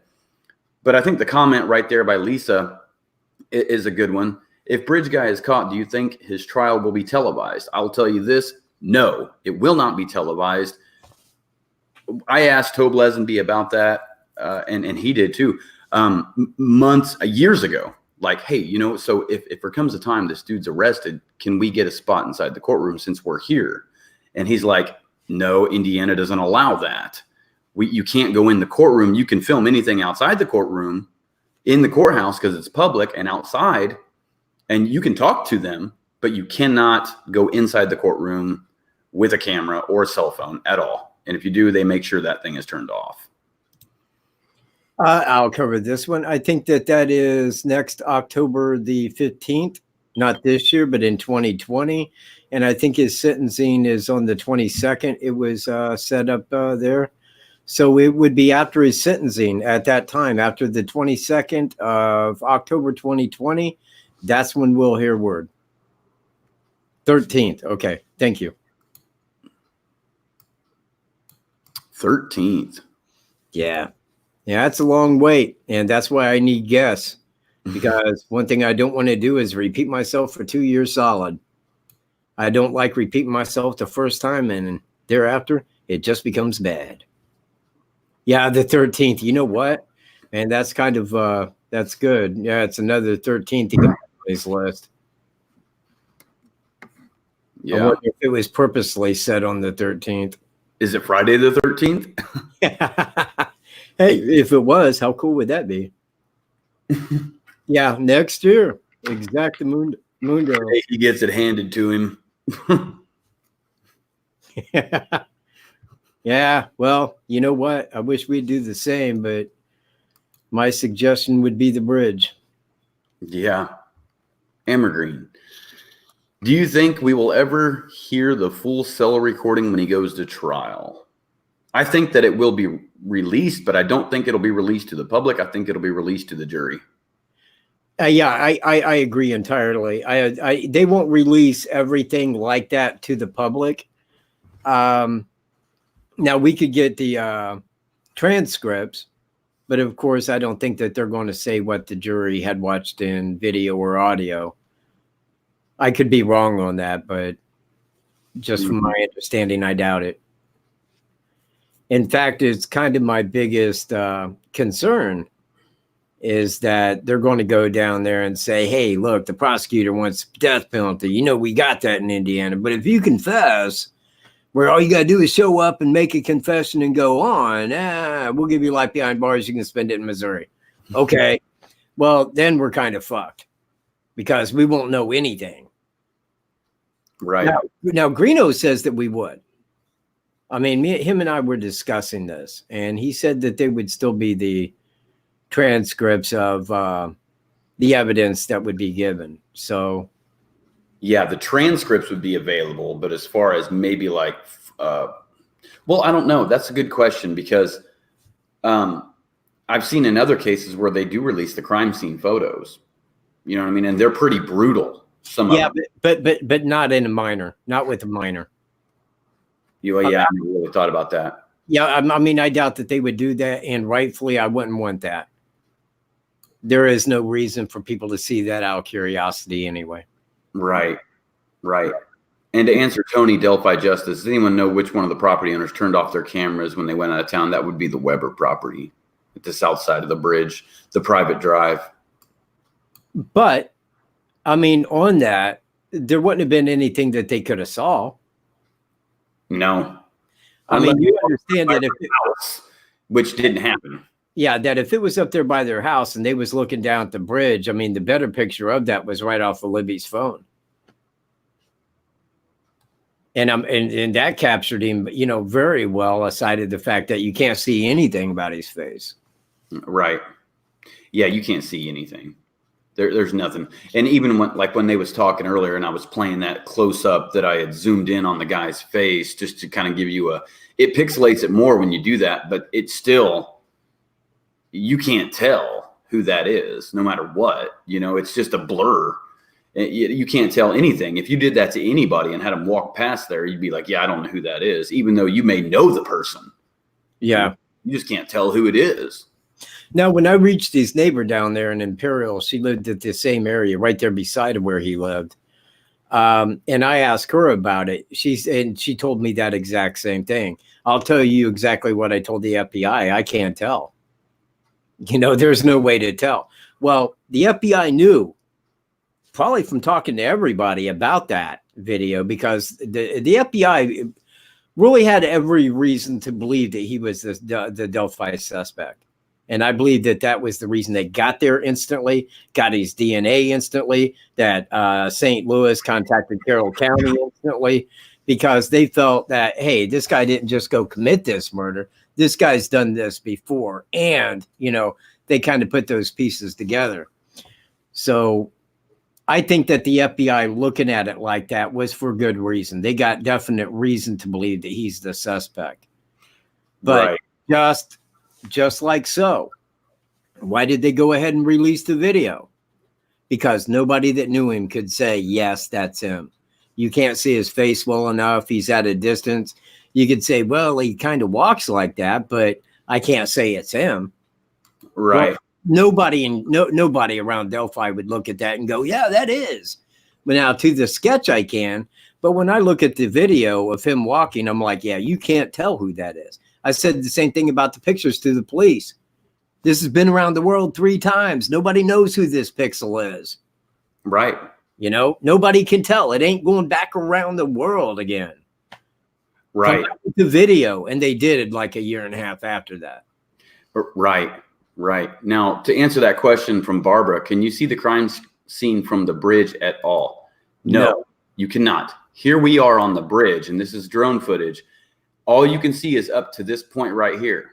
Okay. Now the crime scene is way down the creek. Okay. So yeah, go back to that first picture. That right there, when you're looking straight out, like right there where I am in the front, if you go like straight back behind or to my left out that way, that is going directly east. Now pull up the satellite picture of the area. Okay, hang on. And then show them where that crime scene is in comparison to. Well, because I've got go up, and then it curves to the right, and Yeah. then back around to that right is where. Okay, you got it on drone. It's on drone. So I'm just going to skip through this like kind of quickly a little bit. I'm just going to get up to this bend. Go ahead. So this is what we're looking at, people, as we get up here and here's the bend. So this is where it turns right. Now I want to tell people that isn't the bend in the trail, because Correct. we use that term a lot.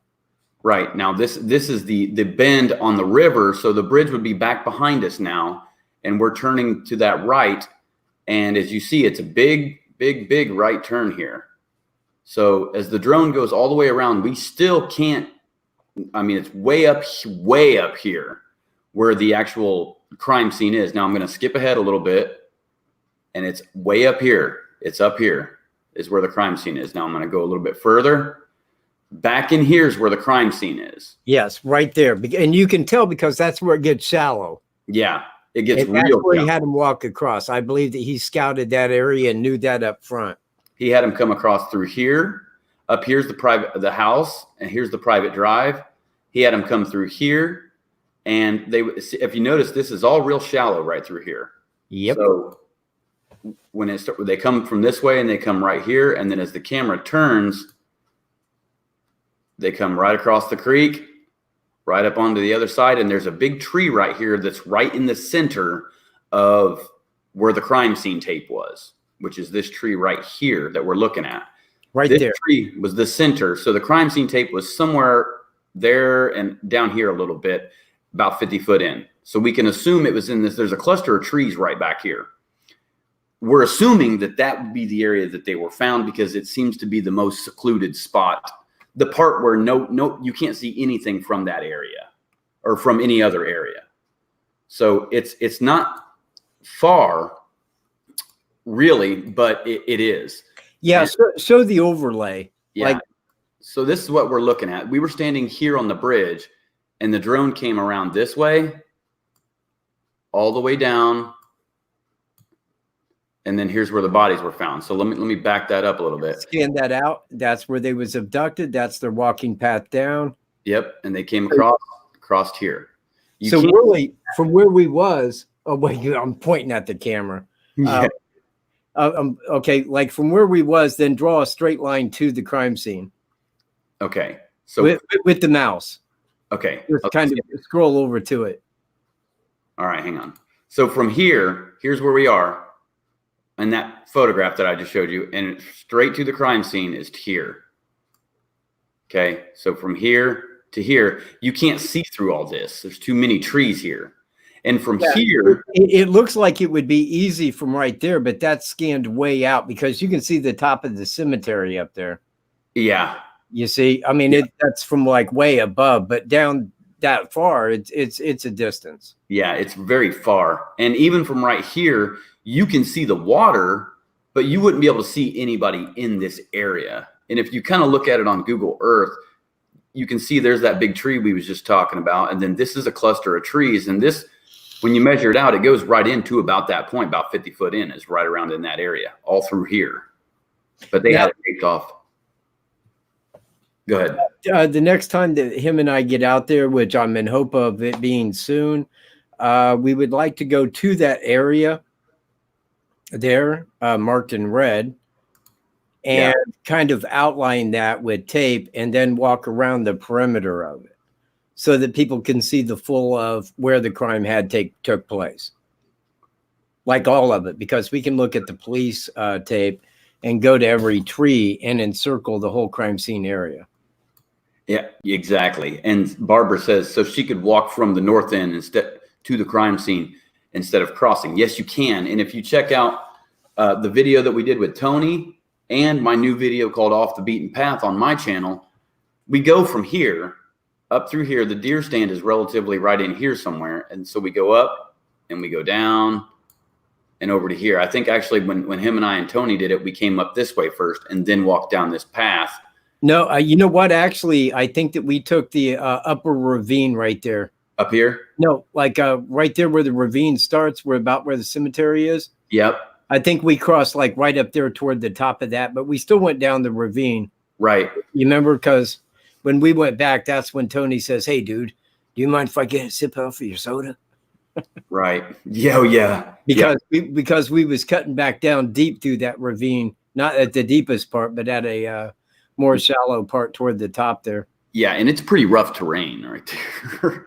Yeah, but I mean, here's the thing. A lot of people are, talk about like, well, the guy had to be in great condition. Well, you don't have to be in great condition to walk that. It's just more of not trying to walk through that deep ravine. Right. Reno said you can take the real southern across the creek, or not across the creek, by the creek, and bypass that ravine and go north. But at the same time, you can go north from the crime scene and then cut across left right there where the cemetery is in the same way and avoid that ravine. Yeah. It's really more hill, going up than anything else. Mm-hmm. And honestly, that would have been the hardest part for him, would have been going up that hill. But I think he was in well enough condition to do that. He didn't look like he was going to die any minute. Well, the adrenaline too, Yeah. Plus getting the hell out of there. Yeah. Yeah. And John says, see, Deer Creek is a lot like, I don't know how to say that. Muscatatuck down here in Vernon. I think you hit it DOB. Yeah, including the railroad tracks, both just outside my house. You know what? Since we've been doing this case and stuff like that, I've become a little fascinated with railroad bridges and things like that. And so I've been scanning like down creeks and finding railroad bridges. And it almost seems like all these bridges, obviously, they're all over creeks. You know what I mean? Or rivers, because that's the purpose of them. Yeah. So it's and they're always, the bridges that you find are always right outside of a smaller town. Usually it's not this great big town. I mean, some of them are, but a lot of them are outside of a smaller town. And there's some fascinating ones in Indiana. Indiana has the third largest railroad bridge in the world. Get out. Yeah, the Tulip Trestle, dude. It's the third largest of its kind in the world. Yeah. Wow. In the world. The world. I was kind of, now what is Monon High Bridge? Is that the second tallest in Indiana? In Indiana, it's the second tallest. Third longest, second tallest. Wow. So, yeah. In little old Delphi. And little old Delphi has got the second highest bridge, third longest bridge in the state. That's crazy, isn't it? It is. Well, if it's the second highest, then it stands 70 feet high. The third highest stands 60 feet high, right? But the tallest one is bigger than the High Bridge and the Shuffle Creek Trestle stacked on top of each other. It's 157 feet high. It's taller than the Statue of Liberty. Yeah, that's crazy. That's the one that he needs to go off of. Yeah. Because I think that when he hits the ground, he'd be in a couple pieces. Yeah. If 6 feet can snap your neck, imagine what that would do. Give him like 150 feet of rope. Yeah. Here, I got a picture of it, dude. I know I got a picture of it in here somewhere. Oh yeah, dude, check this out. So here it is. So this should give you guys a comparison. No, B. Smith. No, nobody is saying that. In fact, I never bought into that one time ever that he left through the cemetery. Well, I think he went up to the cemetery on the north side and cut left, but he didn't go up in the cemetery. He stayed on the private property to avoid the ravine. Now, again, like Reno said, man, he could go south and then go north right there, but I don't think that he wasn't parked at the cemetery. Wow, that is way up there. Yeah, dude, it's really, really big. Like and look how little you look. I mean, that's me, right? It's like you just look little, dude. Yeah, dude, you're about the size of the pedestal. It's the cement it's on. Exactly. It's like it's so big when you look up that the High Bridge ain't nothing. When you're looking at it, when you look at this thing, you're just like, oh my gosh! And it's like it's almost a mile long, dude. It's amazing, like how big the bridge actually gets. Here, train coming. It has a clear platform to walk on. No, this one doesn't have anything to walk on. If you get caught on that, you're hit. Well, what do? You lay down. You lay down. Those two ladies did in that one video. Remember that? Yeah. They just laid down and let the train go over. It's like, yeah, that's luck. Now, you know what? You couldn't do that back in the day. They're too low. Well, they had the cow catcher. Oh. On the front, that pointed thing. Yep. And that was in case there was cows or something that was going across the way. It would throw them out of the way of the train, from that front V like that. I don't think you could like be under that because that would have been right there on the track. Yeah. Let's see here. Someone asked a question here just a second ago. I saw it. B. Smith asked, where did flannel shirt guy see him? Right here. Right there where the girls were dropped off. He says he saw him right around in this area. So, and that's in this far from the bridge. Yeah. And again, see, I want to point out that, okay, show from where approximately he would have came into the 501 trail, like through that walking path right there. Right here? Yeah. Now, if you look at that, back up, back out. Okay. A little more. Okay, right there. Maybe a little further. Can you back it out a little? Okay, right there. Now, if you look at where, and scroll your mouse up there to where flannel shirt guy seen him from there. Okay, and he's coming from that right-hand path, that walking path, because he came from that side right there after the crime was done. Then if you take your mouse down there to where Cheyenne took that picture down there, now that's the walk path that she walked and she didn't see him, but you will notice that he was on his way back out to the north right after she walked by.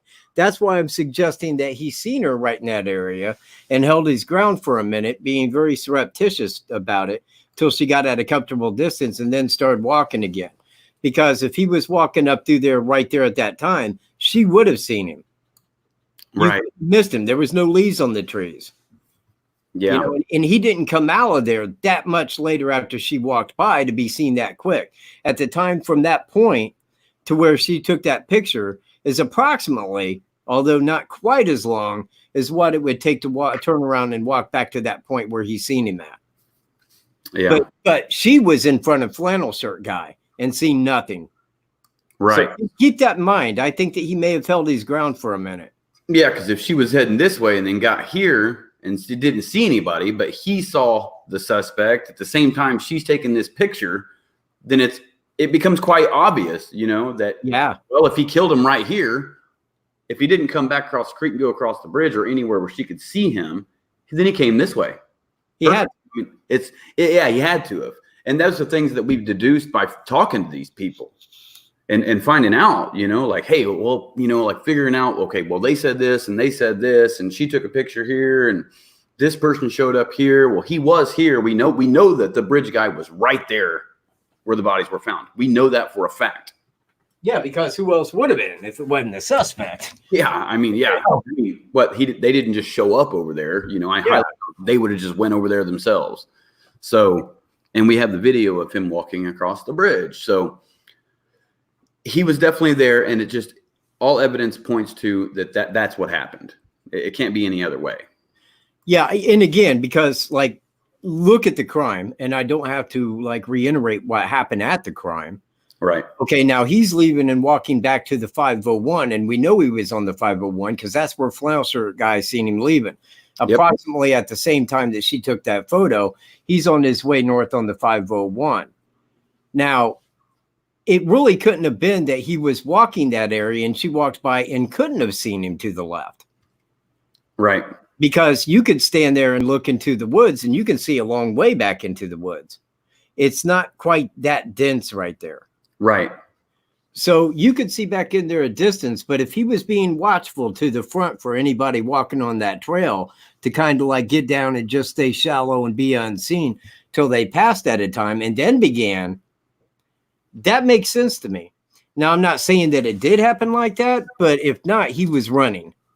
Yeah. You see where I mean? He was running to get out of there. And I don't think he was. I think he was quickly walking and being watchful of other people that could see him in front of him.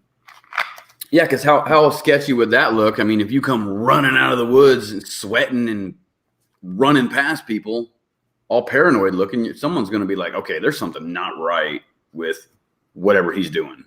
Exactly. Either someone's chasing him or something's not right with whatever he just did.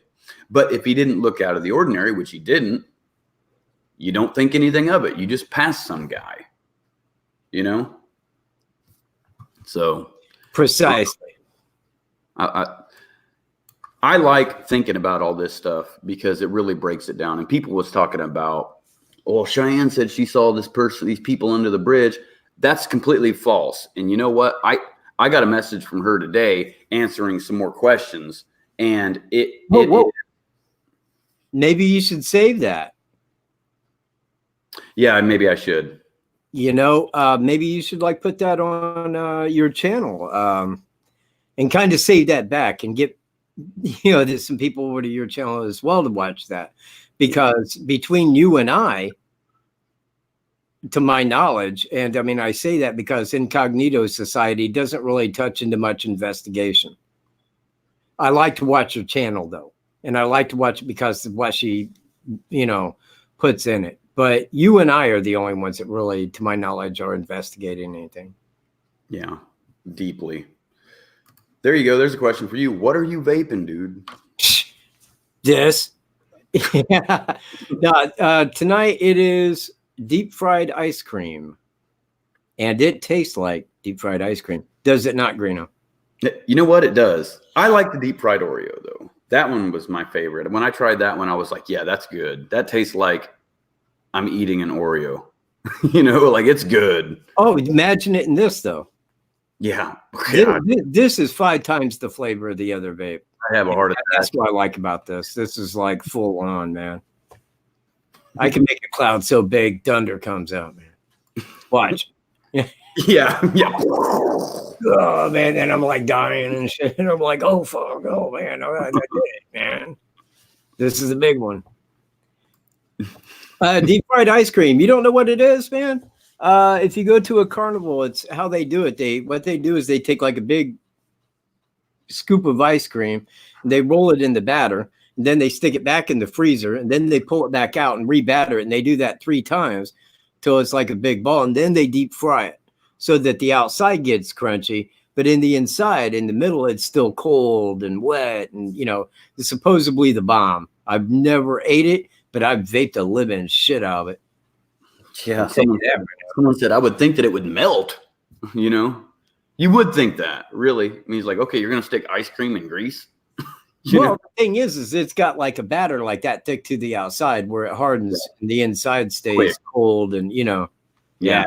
If you've ever made a funnel cake, then you know, like as soon as you put it in there, it's hard. You know, it's like wow. You know what? I don't think anything about Pat Brown or Cheryl. Because here's the thing. Cheyenne didn't see or hear anything. So why would her friend? I mean, you see what I mean? Yeah, exactly. If she was there and didn't see or hear anything, well, then why would we ask her friend? And if we ask her friend, it's foregone knowledge, man, that the FBI had already spoke with her and would have told her, if you've seen anything, I mean, like anything you tell us, do not tell anybody else, or it's coming back on you. You see what I mean? And that's why I don't talk to friends or family or anything like that, because I already know it's nothing that I want to gather. Now, when we had talked to Daniel Nation's wife, that was different because she did have knowledge. Yeah. You see, she was willing to talk to us. Yeah. For over an hour. Yeah. You know? On 2 occasions. And every once in a while, man, she'll send like an update, just a random message. Hey, Daniel's in jail again. You know, it's like, oh, he is? Lordy B. Daniel's in jail again. Holy shit. I wonder what he did. Yeah. Was it a women's bathroom involved? Just like, I mean, we kind of seen his criminal past, and it all measures up like that. Like, I didn't see any that didn't involve women and his penis in hand. Yeah. Pants around his knees and that kind of shit. At Walmart in Martinsville. I wasn't doing anything, officer. Hey, I wasn't looking at his neck, man. I wasn't doing that. What's on your phone? My old lady. Cartoons. I like anime. I was looking for a lady that looked cartoonish. Did he go back to Colorado? Yeah, he did go back to Colorado. They extradited him from Colorado to Indiana, had him go to multiple counties in Indiana, and then extradited him back to Colorado. And then I think that they had to do that by recourse. Why? Well, because he was on probation in Colorado, right? Right. Well, they extradited him back here and put him on probation, but he was already on probation out there. So they asked him the question, do you want to stay here in Indiana or do you want to go back to Colorado? Well, I'm going back to Colorado. You see where I'm at? Yeah. So they had to send him on back because they went out there and got him. I think that they felt that that was his recourse. Well, it wasn't really recourse because he wasn't hurt by any law, but I still think that they did that out of the goodness of law anyway. Out of the goodness of law. Yeah, like there's thing. For justice. Yeah, like there's so much of that around. That's who. There he is. Look at that dude. If you ever seen a POS, there it is. There it is. And I've been to the bridges he lives at. On me. What? Okay. Okay. Bam. And I have his statement of innocence written by him, only touched by him in an envelope, ready to be mailed. For $50,000. For 50 grand. It could belong to you. Signed by him right out. Man, what jail was he in at that time? Teller. El Paso. El Paso. You know what? I should just pull it out. It's only a couple feet from me. But yeah. And it was like written on their little postcards where he scribbled out like 3 or 4 of them, man, and, you know, mailed them to us. Yeah. You know what? That was kind of cool. Yeah. You know what, dude? That was kind of cool to be able to get that and like sit there and, you know, communicate with the guy. Yeah. Like just, that was so interesting because law enforcement hadn't even talked to him at that point. Not from Indiana.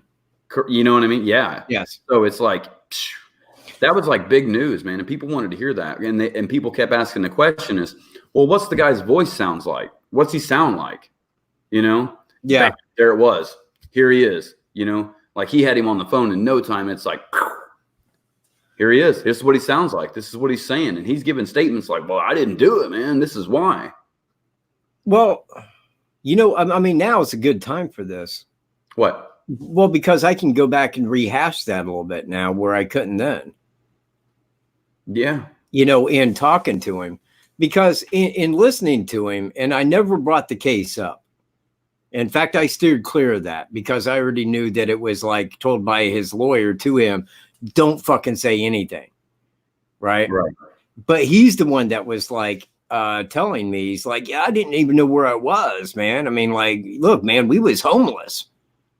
You know, we was in the car. I mean, ask my wife. I mean, like, you know, maybe she's telling people other things, but that's the fact of it. You know, and I know where we was that day. And how in the hell would I have got up there? And I was with him. He couldn't have hitchhiked. Right. You know, and there are things that we knew that couldn't have been done. So, yeah, I mean, like, it was like, yeah, I'm listening to a guy that sounds like he's telling the truth. But then again, it's in my mind that, hey, if he did do it, would he be telling the truth anyway? Well, exactly. You know, he might very well be a good liar and just continue on with that, the same as he would the cops, you know. But then again, I mean, like they had his DNA and so on and so forth. And that's what he told us was his public defender turned Indiana State Police away without his consent because he wanted to talk to him and give him the DNA so that he was cleared right off the bat, rather than having to be extradited back, be talked to, and then sent back again. So, you know, looking back on it, because after I spoke with him, I mean, there was that, yeah, you know, it's not that I don't think that he's got the personality that could snap like that. But at the same time, there was that inner thing of, you know, I was kind of at it like, man, I don't really fully know. And in fact, I told someone at that time on Facebook, they had reached me and asked me about it. And I'm like, well, it's not that I'm at 100% on him, you know, and you know what, maybe that person's on here, you know, maybe they're watching right now and they have access to that message because that's going back over 2 years ago now. Yeah.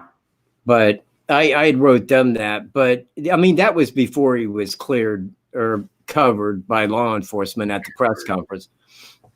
So it is pressing like 2 years ago. Yeah. Steve Carroll says, "Do you see the article from Homeland stating none of the YouTubers are correct and reenactments prove no one got it right?" Okay, I will tell you this. That article does not exist. I have searched and searched and searched and searched and searched. Holman does not go on there talking about YouTube reenactments. I'll tell you that right now. I have looked and looked and looked, and that's a statement only Cunningham says. Reiterates it on everybody's channel, but can never provide the documentation. Steve, you can go, if that's a clickable link. If not, copy it. That's 3 7s at the end and put it in your browser. That would take you there. But yeah, as far as Holman goes, and this is the thing, he's not going to get on like a public network and say, well, none of the reenactments have it right, because then that would be implying that the reenactments are wrong. Then that would break it down further. Yeah. You see where I'm at? Giving away information. And believe me, he's been law enforcement long enough to know way better than that. Hell, I was an MP for like, 3 or 4 years, and I know better than that. Yeah, they're not going to talk about the case or break it down to the public in a way that they're going to deduce what it is that you know by any means. Exactly. And here's the thing. Along with that, Kenny Love says, I heard law enforcement said Gray Hughes is the most accurate. He hasn't done anything different. But see, here's the thing. With what he was just saying, let's just pretend his was right and mine was wrong, or someone else's was wrong. Then you can deduce and say, what are the differences in the two? What are the differences in this video and this video? If this one's more accurate than this one, then one of these things has to be right.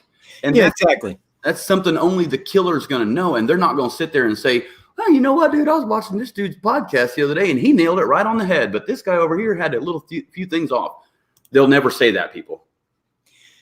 Steve, Garrett Kurtz is not involved in any way at all, because if he was, they would have had him DOB a long time ago. Actually, before the Delphi briefing in April, he was in Carroll County Jail. If they thought he had anything, because they got 2 people that seen the guy. They got DNA, fingerprints, foot tracks. They got everything. Yeah. Everything on this guy. If they felt even an iota of guilt on that man, they would have had him in a room and had the shit beat out of him until he confessed. I'll lay money on that. We would have known that before April of this year. There. Now it's been stated.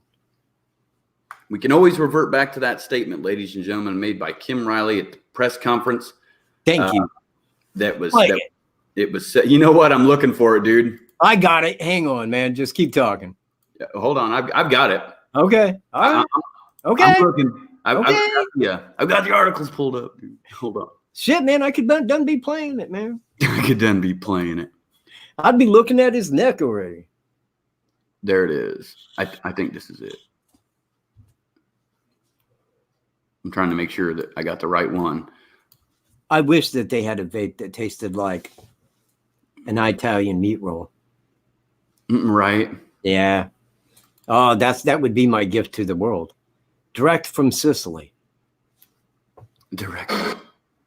It's a Sicilian secret. Let me tell you about Sicilian secrets. They'll kill you if you give it away. They don't play around.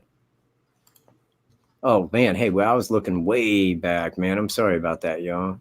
No, you're good. I need to catch up. Let me pull it up real quick. Yeah, I remember that helicopter. Yeah, 1 year press conference, ladies and gentlemen. Let me the big guys came in for that. Yeah. Let me go ahead and play this for you.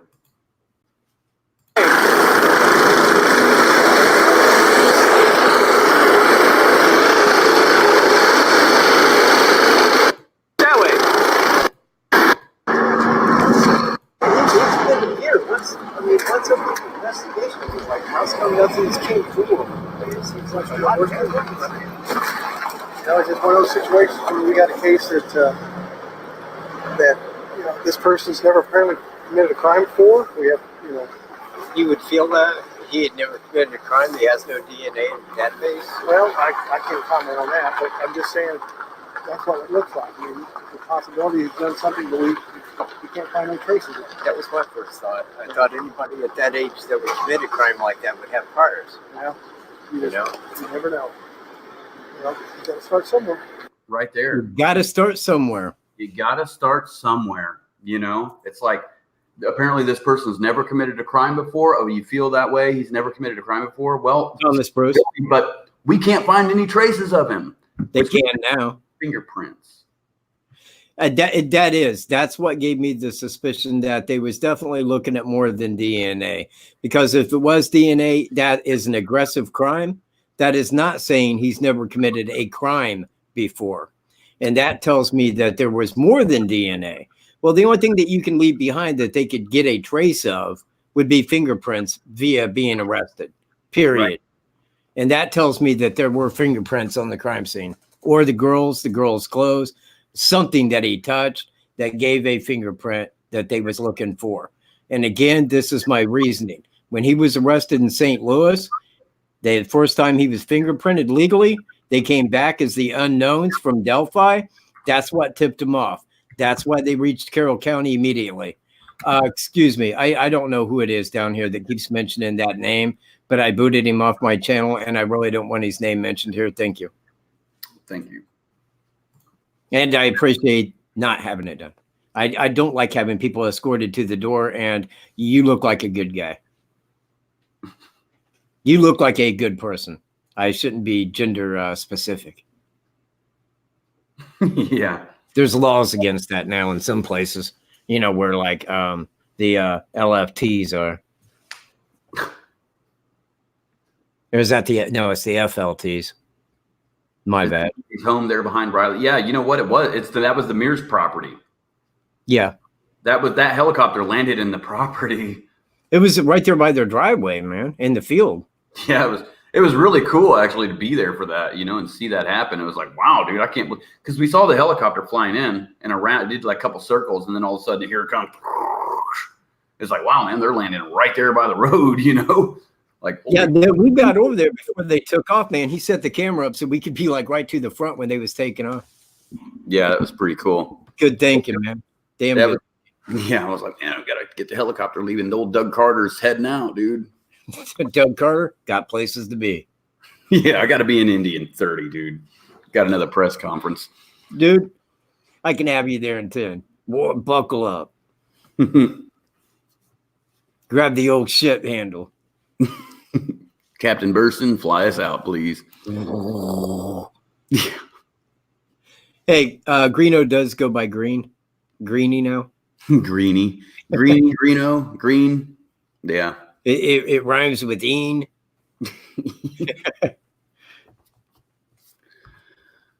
Okay. Yeah, I'll look at your guys' emails whenever I get over there. But and you can send some to me as seen right down here in the chat box. So that's where I'm dependent. Yeah. People like look at me sitting around like a lazy schlub while people working. Yeah. And here I said vaping like I'm a somebody, like I'm a Columbo. You know what? Hey, you know what? I want a show of hands here. Put a Y if you are in agreement with me. Put an N if you are not. I believe that Greeno should step his cigars up for when he's on camera and smoke something other than what he is. I have no recommendations, but I can find some. But I think a nice and beautiful cigar would be good for video, man. Really Columbo. It's yeah, a Y if you agree, and N if you do not. Yeah, this is what I've been smoking. Yeah, that crap. The cheap stuff, as I call it. The good. The goods. No, see, we got an agreed and a yes and a no. Robert Bo Pennell, man, he said nope. I don't think he should, man. It's Bo from Texas. He's looking after your health. Yes, and then no from his friend, says Randy. No. Okay. Well, everybody's in an agreement with 2 yeses to 1 no. All right. You know what? Oh shit, that didn't show. There, damn it. There it is. What weapon do you guys think he used, if any? It's just this is what we was talking about on the last show I did. if we compare the other two, like the two crimes, the one of Daniel Nations, who was in Colorado, who was arrested for intimidating hikers with a hatchet who got too close to his stuff, his campground. But he had a 22 caliber rifle in his car that was unregistered, I do believe. No, it was Caitlin's. And he was pulled over. Well, he was also arrested for having a weapon, as he was a convicted felon. But it was a 22 rifle. Well, in the media, similarities were drawn between that and the Delphi murders. Well, mind you, that he had a 22 is all I'm bringing up. And there could have been other things, like it being at a hiking trail, which could have been similar, but not as opposed to the crime exactly. But then TB was arrested in St. Louis. Well, I know on his bankruptcy that at the time what he had was a Glock 43 Sig Sauer and a 22 caliber pistol with a Bushmaster AR-15 rifle. So if he had a handgun with him, and this is my thought, because what I'm doing is I looked into the I-70 killer, and he used a 22, but he used it to be quiet because he didn't want to make a lot of noise and draw people's attention to the store before he got away. So being that his crime at the Catholic supply store and Daniel Nations in Colorado both had similarities to the Delphi murders, the only similarity that we could draw from that was a 22 rifle, or a 22 caliber gun. Well, again, TB has a 22 caliber pistol, and that may have been what he used, as if he did have to use it, it was going to be quiet and not draw a lot of attention to that area. So if he did have one, I mean, I would suggest that it was likely the 22 caliber pistol to be quiet if there was an in case, but I couldn't say that positively. But that is a connection that is shared between those two crimes and the Delphi murder. That's all I got, Greeno. Oh, you boogied, man. I see. He ain't even here. I thought he just put me on solo. All right, everybody. You know what? I will wait for him to get back so that we can both wrap this up, but that's probably about going to do it for this evening.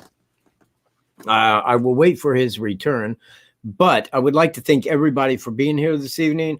I hope that everybody enjoyed having Randy Gravitt here as much as we did. And, hang on, there is something here.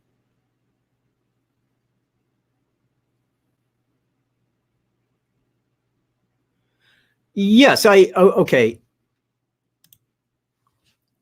Allow me to explain this in a little bit more depth, Peaches, because, see, she was walking southwardly on the 501 trail toward Monon High Bridge, the railroad bridge. Okay. Now, he would have been to her left at that time. And again, if you're walking, especially back up behind where he came in, you would have seen anybody walking in through that left, through those woods immediately. Now, I realized that when she walked by that area, he would have came out behind her. I got you. But here's the thing. She would have seen him walking that away, given the time. Because, look, from the time that she left here to 10 minutes later and took that picture, he was 10 minutes up the trail here, approximately. You know, it's almost a midway junction right there where they would have met. So it's almost as if he would have been up there close enough to see her walking up the 501 trail, to kind of hunker down behind a tree and wait for her to get down toward the bridge at a comfortable distance where he could have walked out with her back toward him and then go back up the 501 trail headed back westwardly where the flannel shirt guy seen him. Do you see where I'm at?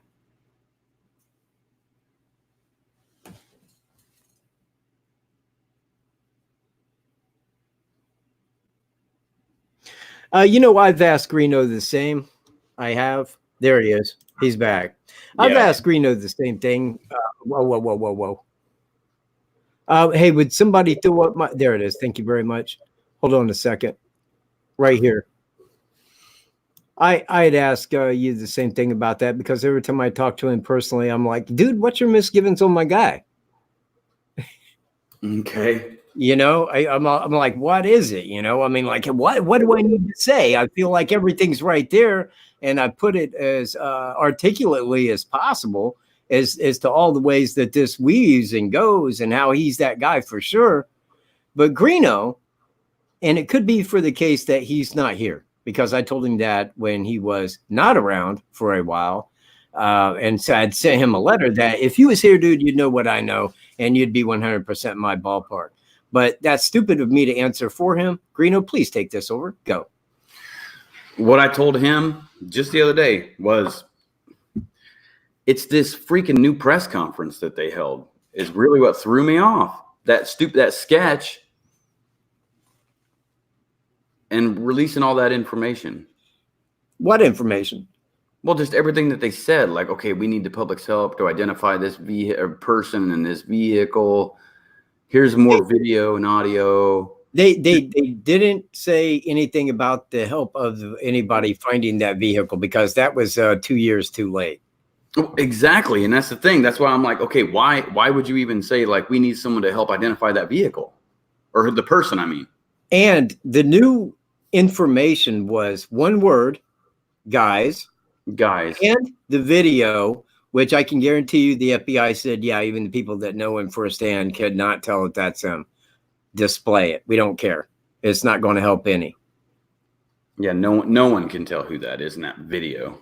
And the new information, well, we feel at this time he's ages 18 to 40, lives or had lived in Delphi or worked in the Delphi area. Now, that right there, especially with the thing with no hat on and the two people only seen him with the hat, I'm like, yeah, it's BS. Yeah, that's generic and made to look younger. But at that time, I already knew who did it. I already knew. I was pissed. You can go back and watch my live show after that. Look up the date of it and go right here, man, to my channel. Look up that date. It'll be there, because I was pissed. But then I had time to calm down and rationally look at it. And I'm like, I got it. I know why. I know what's up now.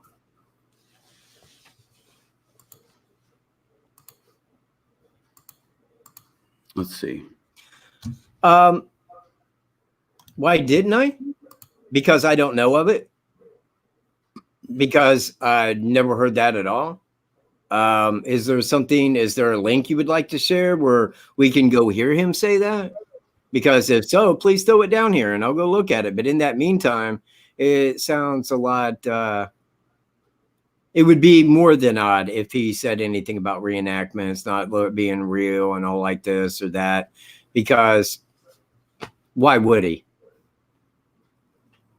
Yeah, why would he? Why would he say that? That's just throwing out information that they don't need to give out. Precisely. Okay, cool. He sent me an email. That's good. I will check it out.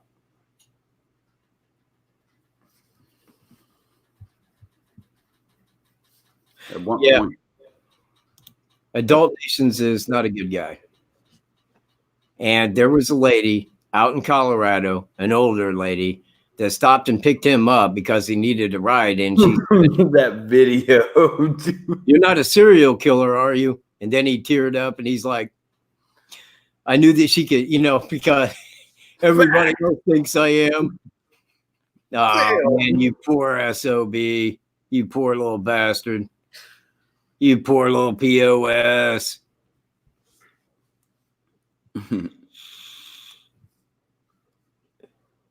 Let's see.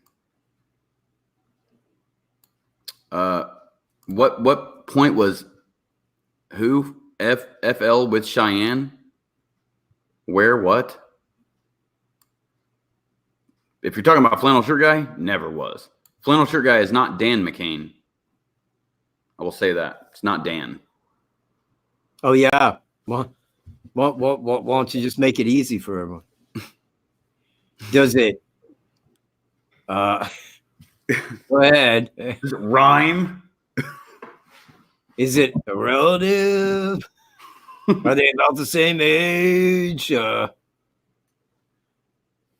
on. I did see something up there. And why didn't he said he saw a couple girls, which was Cheyenne and her friend. Why didn't he tell Derek he saw a mystery guy too? Because Derek wasn't looking for a guy. If Derek would have been like, "Hey, did you see a guy out here?" He probably would have been like, "Yeah, I just passed a guy in a blue coat walking past me." Yeah, and you know what? I mean, allow me to hop in on that When Derek showed up, now he had been calling them and they weren't answering the phone. Well, he couldn't reach them on the telephone to say, hey, I'm here to pick you up now. So that was his emergency, is he was trying to locate where they were. Well, he was walking, flannel shirt guy was walking back toward the secondary entrance from the railroad bridge. You see where I'm at? Mm-hmm. Now, the first time he came in, he was walking toward the railroad bridge. This time he's walking back and met him around the 505 trail at the secondary entrance right there. And he said, did you see two young girls down that way? No, I seen a couple of women that was down there, but not two young girls. Because at that time, and everybody looks back on this like Derek got there and realized it was murder. Well, no, that isn't the case at all. Yeah. You know, I mean, it wasn't murder at that time. It was two girls that weren't answering their phone. Maybe it died. Maybe they was using it. You know, he didn't really know. It was not an emergency at that minute. And I don't know at what time flannel shirt guy had told police.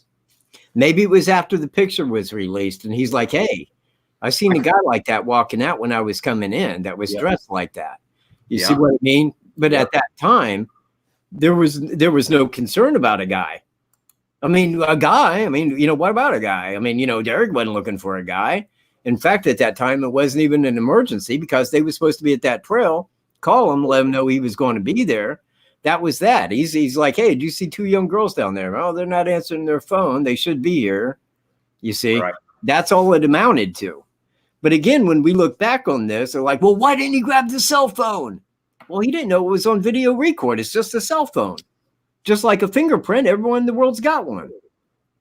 You see where I'm at? It's a phone. She can't call on the phone. Nobody's going to call her on that phone and be able to see or hear me. You know, that would have been his thought. It wasn't that it was on video record capturing him or in his voice, you know, for sure. So again, it's like one of those things when you're looking back at it. Yeah, we found out the following day that it was murder. But at that time, it wasn't. You know, I mean, like, it's not like people were asking questions at that minute like it was murder because there wasn't even a thought in anybody's head at that time. Yeah.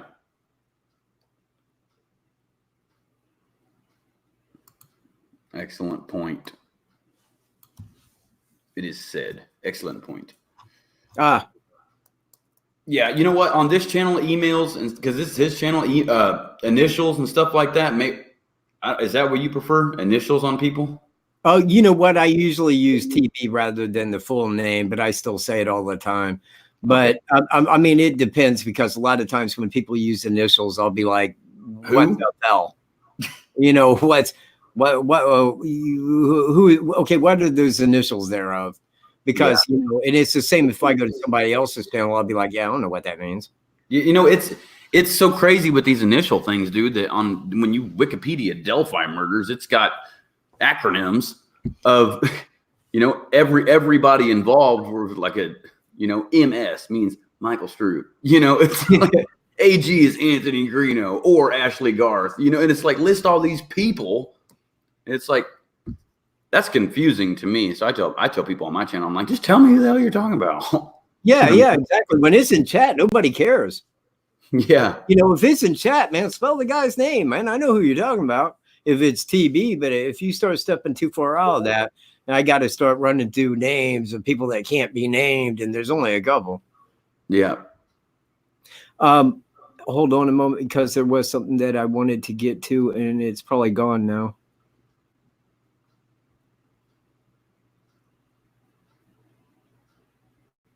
Oh, I did look up the Wikipedia on the Delphi murders. Yeah. Now, this is what it says on there, and you can look at this up if you like. It said that the girls were last seen on the railroad bridge. Now, I don't know. Snapchat photo. Yeah, but what? You can't say that, okay, well, that's just like if I seen a picture of you somewhere and I said, well, last time I seen him, he was in front of Walmart. Yeah. You see where I'm at? No, nobody's seen them on that railroad bridge, to my knowledge. Well, I mean, of course, the obvious, but you see what I mean. There wasn't anybody that seen them walking on that bridge. Right. Well, I thought that was kind of something that I would not have put in a Wikipedia. Yeah. I would have regarded that as the last photo taken was on the bridge by one to the other. But nobody's seen them on that bridge aside of, again, the obvious. Right. Bud Tackett says, where's Walmart in distance? Far. Logan, Lafayette, Kokomo. Monticello. There's the closest ones. Those are wait. You forgot Frankfurt. And Frankfurt. There you go. And Frankfurt. Though it's all the counties but Carroll. Yeah, and it's all around. Like here's Delphi. They're all around Delphi, but not right there. Yeah, like 30 minutes at least to the closest. All right, man. We got 93 people here. What's the thumbs up? I don't know. It better be over 93 because if it's how many? I don't know. Does anybody know? Yeah, so somebody put me in the know because I'm in a mood, man. I'm in a bad mood. Hey, I think the chat left, man. Did it? Yeah, because nobody's posted anything in the last minute. Nope. Okay. There it is. Okay. Well, people are bored. People are tired. People are over. Hey, there's Randy Gravitt. Randy answered me 94. 94 thumbs up. Really? Wow. All right, people. You know what? More special guests. Randy, you see how this works? Outstanding. We're getting thumbs up, Wolf. Yeah. Well, it's getting later anyway. I probably need to wrap this up anyway. All right. Let's boogie out. I'm going to leave it on you. All right. Ladies and gentlemen, make sure you like, share, and subscribe to this channel right here. It's Michael Katt. Check out WKAT. Wait. One moment. We got to do this in a correct order of things. There you go. And that is for Anthony Greeno there. If you would like to send Greeno some cash, that's where it can be done. There it is. Yep. So, ladies and gentlemen, check out my channel, True Crime Investigates. I'm able to go live now, so I'll be over there live all the time. Check out WKAT. We'll be able to make videos on there as well. You want to see a picture of Woofer? Then yes, we can arrange that real quick. It's right there. Sure. Bam. Hold it. No, okay, go ahead. There it is. There it is. So, yeah, thanks for being here, ladies and gentlemen. I hope you liked the editing while Randy was on the channel. I'm going to do my best to try to keep that stuff going for his shows. And again, when it's on this channel, it's his show. I'm just the editor or a guest on this show. So there's no need to throw my PayPal link up there unless he's doing it. Well, no, and it depends because I do the same thing. I mean, if you was a guest on my show, right, you know, most assuredly, and I mean, it would be like if I was on your channel with maybe the same. But if I'm on your channel, I certainly don't want people throwing up my PayPal. Right. You know where I'm at? Mm-hmm. Because that's your show, man. That's your doings. Yeah. So if you want to make a PayPal donation to this fan-funded YouTube channel, then click the PayPal link that's shown in the chat box. The moderators post out there all the time. If you have information on the Delphi Devil homicide case and you want to tip it in, then you can do so at Abby and Libby Tip at CACOSHRF.com. On that note, everybody, I'm Anthony Greeno. Keep it Southern style, y'all. All right, everybody. Appreciate everyone being here tonight. I would like to send a special thanks to Randy Gravitt for being my guest this evening. And probably, and it should be next Tuesday at 6 p.m. Eastern time, I will have Sergeant Icons on my channel as my special guest. And I will have a telephone call if anybody wants to call in at that time. Until then, thanks for joining me tonight, and I will see you soon. Peace, everyone.